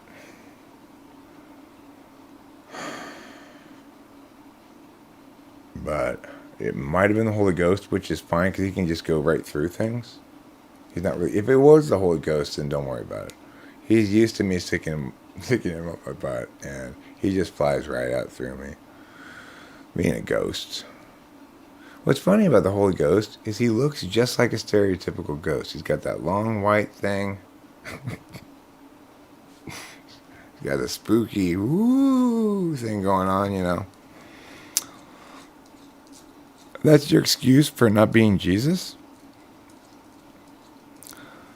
I got no excuse for not being Jesus, but I think that I gotta fail. And so I wonder if I could mitigate hell by saying, well, oh, well. I'm sorry I couldn't be Jesus. You gave me all that I needed. But instead I thought I'd do things, and those thoughts were sprouts from seeds, and they blossomed into most dastardly stuff that's not okay at all. Like humping a lady with whom you're not in love and don't plan to marry at all. That's very sinful. You can't hump a lady with whom you're not in love and don't plan to marry. That would be fornication.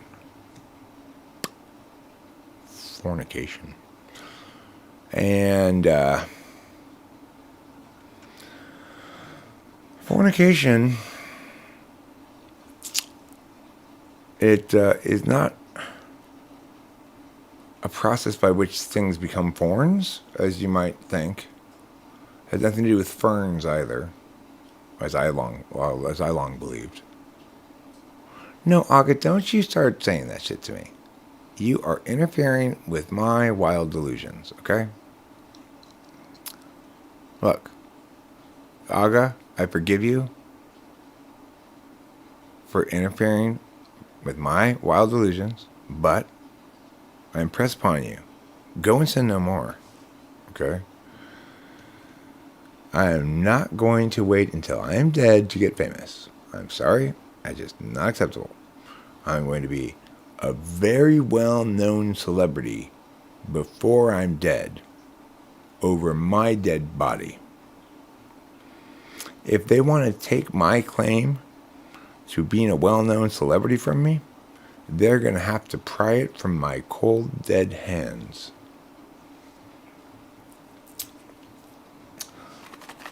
In contrast, my gun will be in the closet someplace, I'm sure.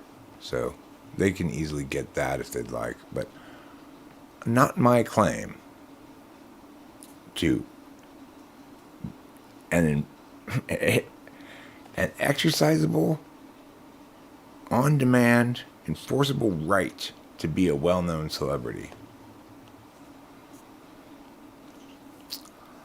I don't want to be Muhammad. He's such a censor.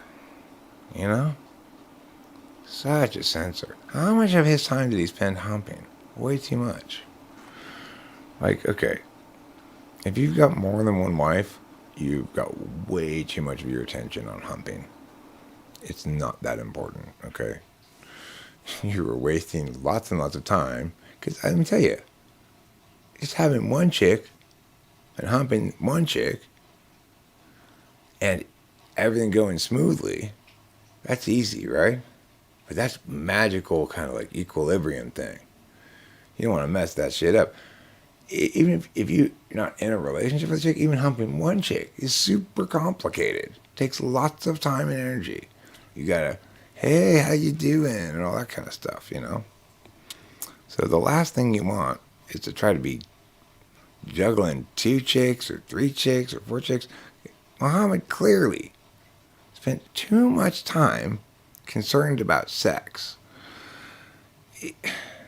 and trying to break up fights between his wives, who are obviously not going to get along well, because, you know, wife number 1 goes, I want Muhammad to fuck me today, and wife number 2 goes, no, I want Muhammad to fuck me today. Wife number 3 goes, I want Muhammad to fuck me today. So okay, so what's Muhammad going to do? Well, probably, since he wants all those wives, he probably fucks them all.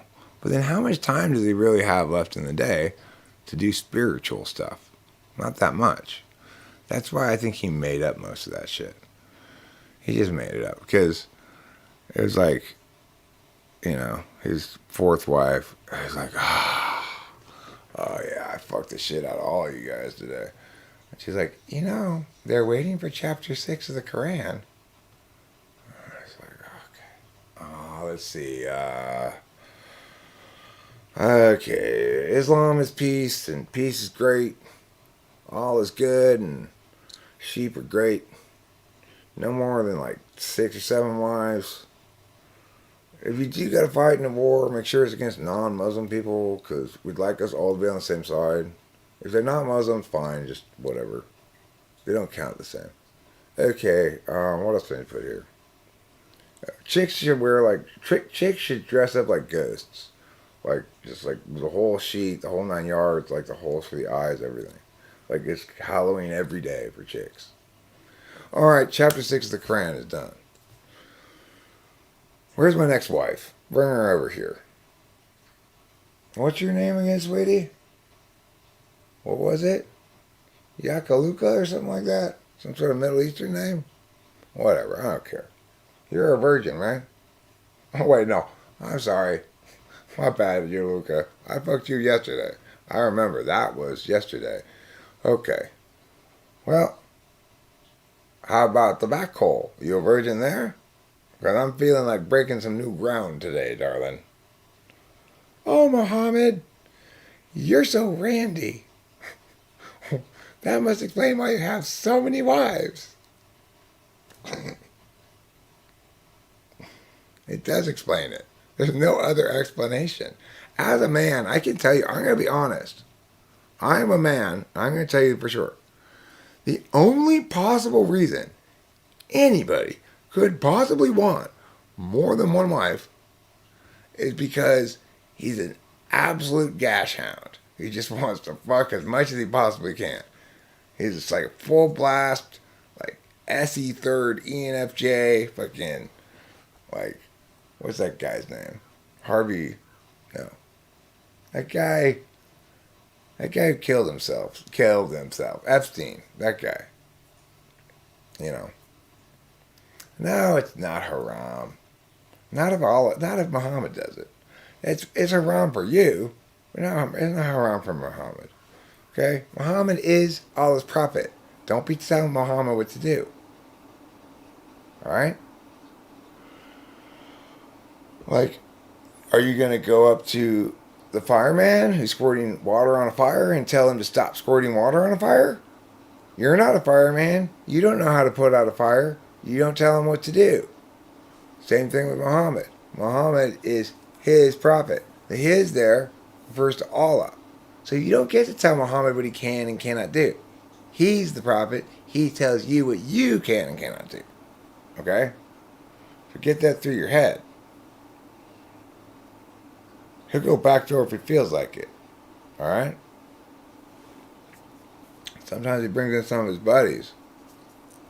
They have themselves a real party, you know, high-fiving over the back of this poor girl. It's fantastic.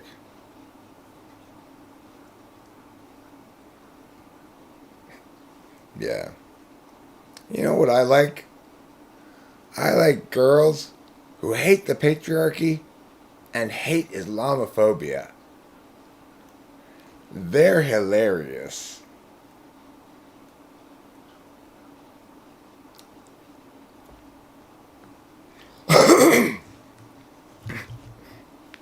Those stupid Swedish women who say, well, yes, we get raped a lot more, but it's better than leaving those poor refugees over there. No, retards. You people are retarded. You're being retarded, and you need to stop. Because that's not how to think about things. That's thinking about things wrong. I got a typing at noon. You support Muslim women? Then you support liberating women from their religion when their religion is Islam. Perhaps converting them. Perhaps dissuading them from theism in general. Either way, perhaps demoting them to agnosticism would be a good solution. But one can certainly not support Muslim women without concurrently supporting the notion that they need to be divorced from their Muslimness. Otherwise, you're lying to yourself.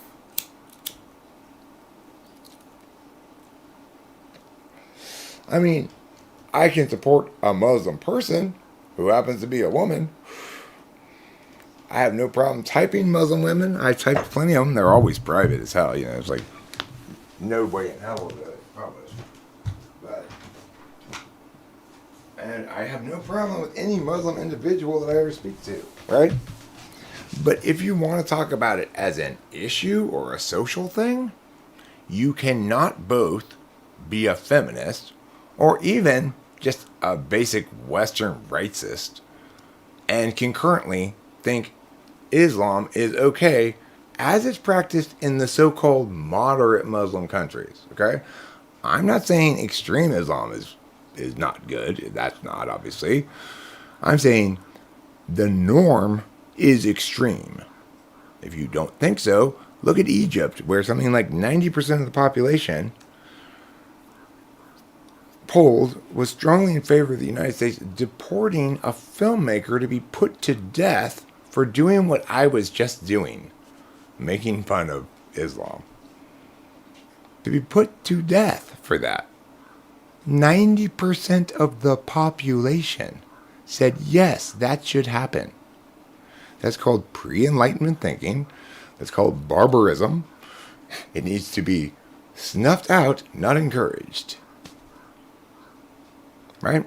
In other words, if you want to convince me Islam's okay, or that you are an okay in your religious beliefs, then all you need to tell me is I'm a post-enlightenment Muslim who doesn't agree with any of that bullshit.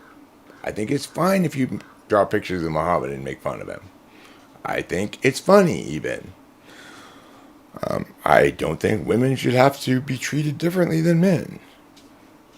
You know, if you reject all the core tenets that almost every single Muslim agrees with, then you get to be a post-enlightenment thinking Muslim. In which case, welcome to the party of grown-ups. If you are not able to do that, then you are a barbaric pre-enlightenment thinking person, and you are not here at the party of grown-ups. You're back in history with the children. And that's it. Don't lie to yourself or anybody else about this. We should all stop lying about this.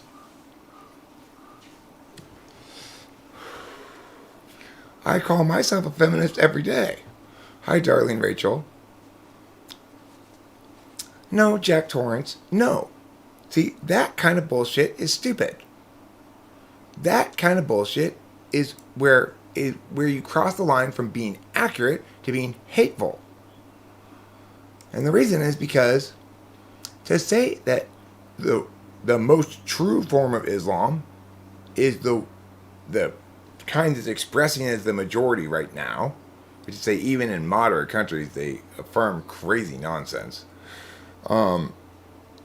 is to deny Muslim individuals the right to express their Islamic religion in a post-Enlightenment fashion.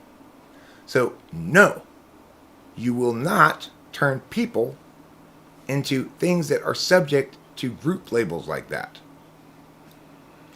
Islam is a problem because it expresses the way it does in the regular moderate expression of it almost everywhere it expresses. Islam is a problem because it has this rather aggressively colonistic spirit, and that it conflates secular law and religious law and affirms that the two should be combined. So these are reasons why Islam is a problem. But that's not the true or false or medium form of Islam. Remember, religions are not expressions of what their books say. Remember how I was explaining before that if you want to know the true Christianity, you ask me. I know the answers, but the Bible is not going to be a good source to get those answers. Same thing with Islam and the Quran, okay? The true form of any faith is a righteous communion with God in a post-Enlightenment frame of reference. So you are not going to deny anybody the opportunity to affirm that just because they're whatever religion. You're not going to say, no, your religion in its truest form is that super shitty form of it. No, that's stupid. Don't do that. That's dumb, dumb, dumb. I don't like it.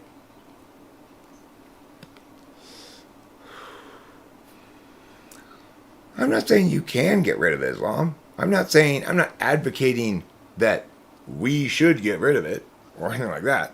I'm saying if you are an individual human being who is passionate about women's rights or something, you can't also say, I'm also really worried about Islamophobia. Okay? You can't have both. You can't both be in favor of women's rights and be opposed to critiquing Islam, because it is a systematic oppressor of women. It is apartheid for women, and as a matter of fact, just as the world didn't tolerate it when South Africa had apartheid for people based on skin color, it's also the case that the civilized world doesn't tolerate this kind of treatment of half of the citizenry. It doesn't tolerate it because it rejects the rights of the individuals to deviate from this group norm, right? A righteous individual supports the notion that individuals have freedom of conscience, that there's no crime in being an atheist, for example. Another thing I want to put people to death or in jail for in Egypt is being an atheist, whatever the fuck that means. You know, if a culture, a people, a place, a religion, a society, a whatever, doesn't respect individuals' freedom of conscience and thinks they can criminalize that, then that is pre-Enlightenment barbarism at its absolute worst. I'm not saying anything should be done specifically, except what I'm doing right now, which is calling it out for what it is. The refuse of some of humanity's worst instincts. And what happens when raising those worst instincts to predominance becomes systematized effectively. It's a fucking nightmare. You know, you can see another form of it in North Korea. Obviously, Islam's not as bad as North Korea, but it's the same fundamental principle, right?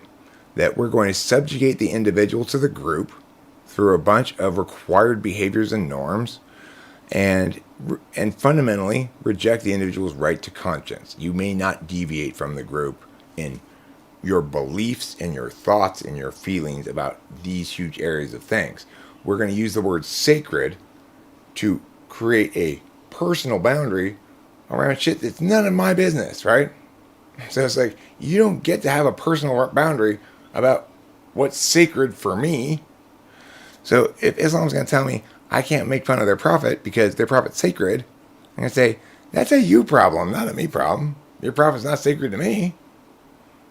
If Muslims don't get that, then they're not civilized human beings, right?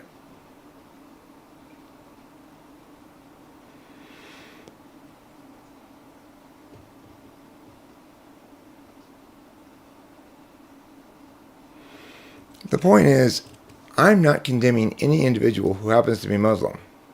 Every individual has the capacity to express a mature adult version of faith in whatever capacity they want.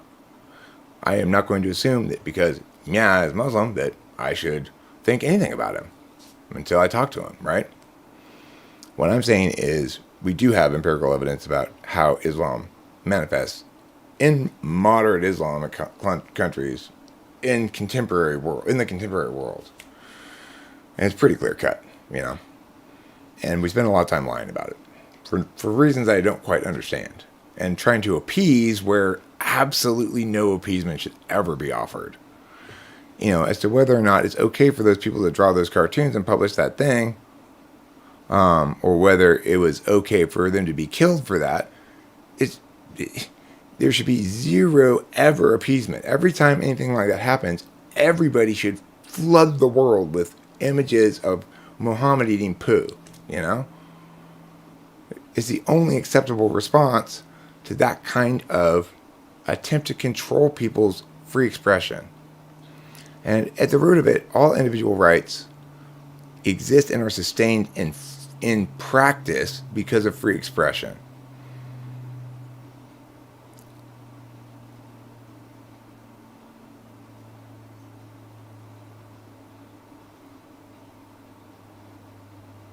No, Diamond, you're part of the problem. You're definitely part of the problem. You've mistaken what's fundamentally an issue of freedom of conscience and freedom of expression, which is vastly, vastly, vastly more important than their feelings or anybody's feelings, right? It's a foundational key cornerstone of civilized society. It's a necessary cornerstone. You're willing to give that away to not offend some people. And that's deeply fucking offensive to me, for sure. I mean, I can't imagine anything more deeply offensive than that. It's horrible. It's insane. Anytime you hear anybody say there should be some sort of punishment or consequences in the real world for drawing a picture of Muhammad, everybody should draw pictures of Muhammad until we desensitize those fucking idiots, right? And there's no other acceptable position. And every other position you might take is morally repugnant. That's very clear. There's no disputing this. There's no gray area here or anything. When somebody threatens violence because they don't like the picture you drew, you keep drawing those pictures, and everybody else does too, until that person learns that they're either a sociopath or operating under a fundamentally false paradigm. You don't pay lip service to what they call sacred. That is shitting in the face of everything decent and true. It's horrible, horrible, horrible. Not acceptable. Morally repugnant. Wrong, bad, and awful. Do not say or do those things. Do not ever defend or try to pay lip service to or respect the sacred thing of somebody if there's a threat behind it. Okay? If there's no threat, fine. I don't want to purposely go out of my way to offend you. So don't ever threaten me. Don't ever tell me I can't draw a picture of Muhammad. Don't ever tell me I shouldn't if I feel like it because, hey, you know what, that's really serious. If you tell me that, you're evil. You're just evil. There's no other word for it. It's pure, unmitigated evil. You are the people who were joined up with the Nazis, the French who joined with the Nazis, whatever those people are called. I forget what they were called. But no. Boo. Failure, boo. Zero, no, okay. Am I clear about this? I want to I want to give this my most wholehearted condemnation that I can possibly muster, with as many negations as I can add in there.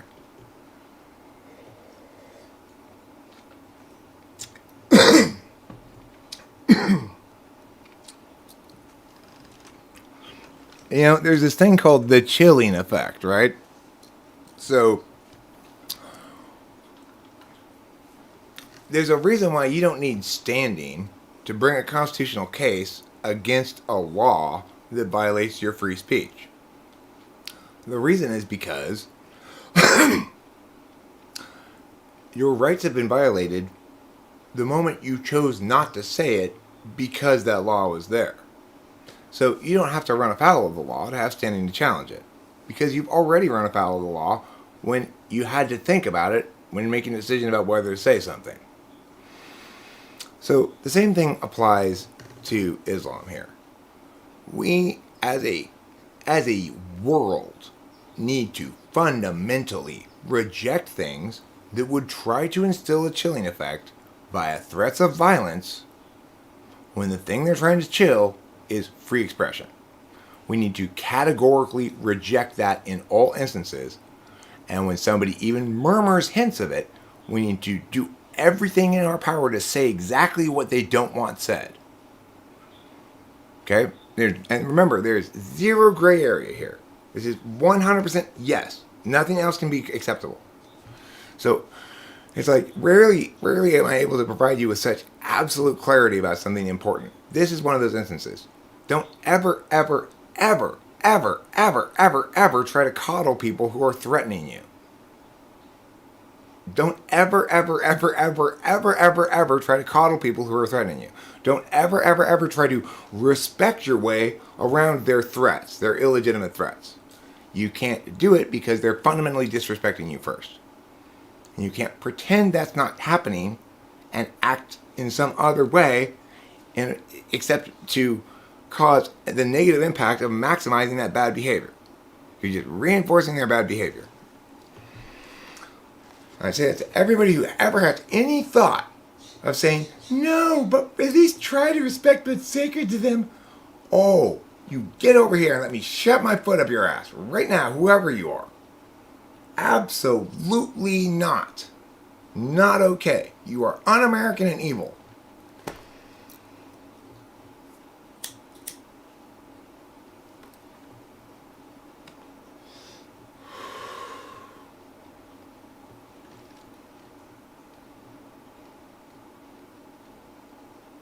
Risking death? I mean, so what are you saying? Let's actually phrase that properly. But what if some crazy fucker threatens to kill you because they don't like what you say? I mean, then there's some crazy fucking criminal who needs to be arrested. Obviously. Right? Is there somebody you have in mind? Do you know somebody who's threatening my life because of what I'm saying? If so, please tell me so I can call the police and have them arrested. Because threats against a person's life are not a form of protected speech.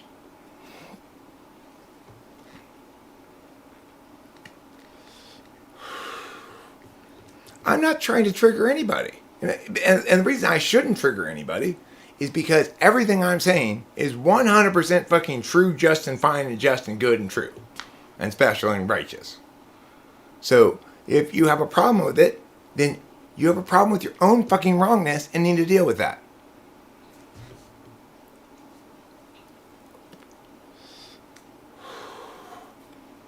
That's just how it is. Look, there are some things that are too important to pretend to be nice about.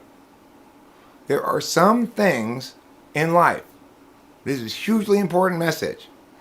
There are some things in life that are too important to pretend to be nice about.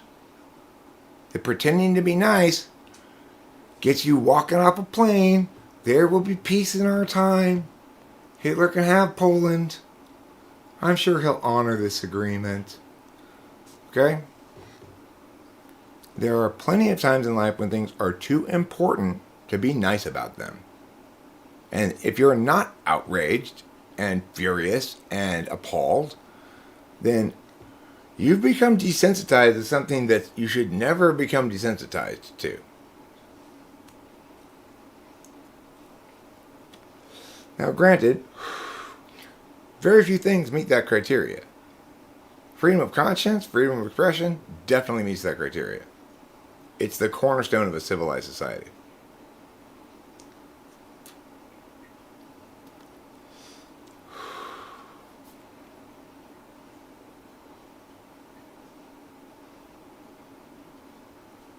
Okay, so what are you saying, Diamond? That because some Muslims think it's justified to kill me for speaking truth, it's not like I'm not anti-Islam. I make just as much fun of Christianity and every other thing, right? I'm not picking on it in terms of teasing and having fun with religion. I'm not singling it out or anything. So if you're telling me, despite that fact, specifically just the jokes about Islam, I should cut out of my repertoire, because why? Because, I mean, what are you saying? Are you saying the Islamic world is that barbaric? I mean, there are wackos who could kill me for anything. Are Muslims that much more barbaric than everybody else? That's what I'm going to get killed over? I mean, I piss everybody off, right? So either you're making my point for me, or you're wrong, and you're making my point for me. So either way, you're making my point for me.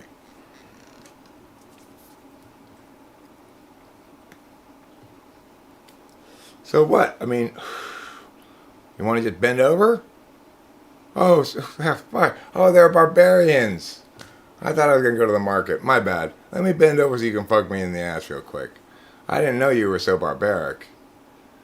Whew, if I realized how barbaric you were, I would have let you fuck me in the ass a long time ago. No. Doy. The fuck I will.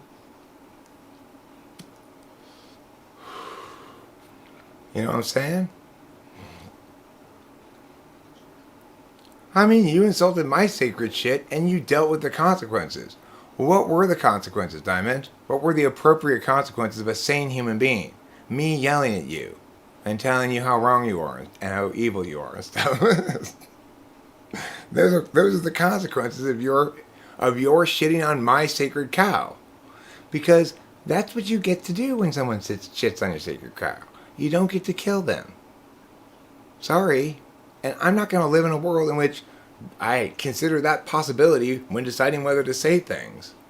That's letting them win, right? They've already won. They haven't even done anything.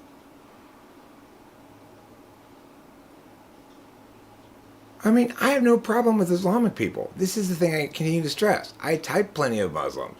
I don't have any problem with them. It's like, whoever you are, you're an individual to me. And if you want to talk about me making jokes about Islam and say I shouldn't for some reason, well, that's not my experience. None of the Muslim people I've typed seem like killers to me. You know? Not a single one of them seemed like they wanted to kill me at all. They seemed to actually like me, actually. So, what about that? Maybe they aren't really very serious about it. They make a lot of noise about it, but only a few nut jobs are actually serious about it. Maybe that, you know? In which case, there's certainly no reason to stop whatever I'm saying. I'm not saying anything genuinely offensive. Remember that. Like, I'm making jokes. You know? I'm just making jokes. That's all. If a man can't make funny jokes, and the thing is, the key thing here is, I want everybody to remember this. I'm not just making jokes. I'm making very funny jokes. Okay? When you attain funniness, then the normal rules, even if they might apply, definitely don't. Okay? Because funny's way more important than your sacred whatever. Funny is sacred. Try living in a place that prioritizes hilarity for a change, called Dimitri Town. And then you too will understand that basically, Diamond, you're just describing to me what I already know exists.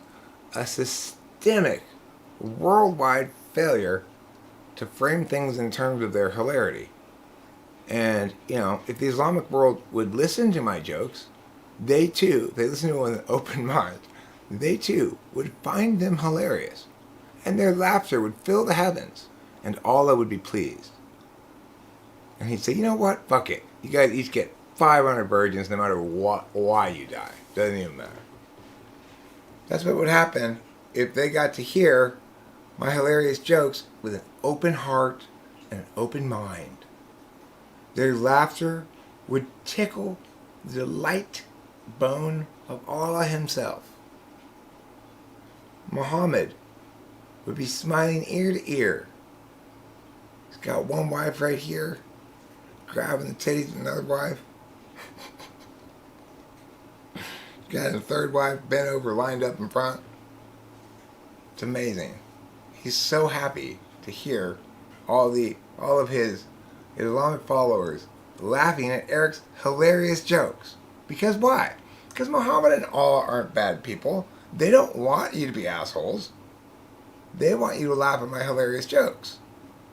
The only way you get to win the argument is you have to say, no, Muhammad and Allah are complete fucking assholes. That's the only way you could possibly win the argument. Otherwise, they want you to laugh at my hilarious jokes, and then we can all be on the same side. Right? So you have to choose. Either you believe in a good God and prophet, in which case you agree my jokes are hilarious and you enjoy laughing at them. Or you agree that your God and prophet are terrible, in which case you don't get to enjoy my jokes and that's just your loss. Because it's not that easy to find such hilarious jokes as you find here. Oh, you know what I want to listen to? I want to listen to that weird song thing I did when I was fully Dimitri'd out. I just remembered it. That was really, I don't know if it was good or not. I have to listen to it and find out. I'm excited to listen to it though. I think it was weird. That's what I think it was. It was about the beginning and the middle and the end, remember? If you were here? That song about the beginning, the middle, and the end? Well, just like that song, this stream has a beginning, a middle, and an end. And this is the end of the stream. How do you know it's the end of this stream? Because I actually have an appointment at noon, and it's about 15 minutes before noon, so I'm going to have to go. It's not like normal where I might just drag on forever with my endless goodbyes and sort of goodbyes, maybe nots and whatever. I actually have an appointment, so I need to get some liquid in me before I start it. I need to dab perfume on each cheek. I like to do that. I need to get my fancy pearls to wear. I like to wear my fanciest pearls when I'm typing somebody. Otherwise, they don't take me seriously. You know when they probably not take me seriously is if I smoked a shit ton of DMT right before their session. Hello. Are you... Oh, you want me to ask you questions? Do you understand? That'd be a terrible typing session. No, I don't smoke DMT right before typing sessions. Alright. No, I don't have time. I'm shitting you not this time. I know I usually shit you, but I'm shitting you not this time. Which is very different from shitting you. I want to thank, again, Aga, I believe it was, who gave me that money. And let's keep our fingers crossed that Billy Joel gets none of it. Thank you for watching. Don't forget to eat plenty of cheese. And if you do, it is okay to eat twice as much cheese next time.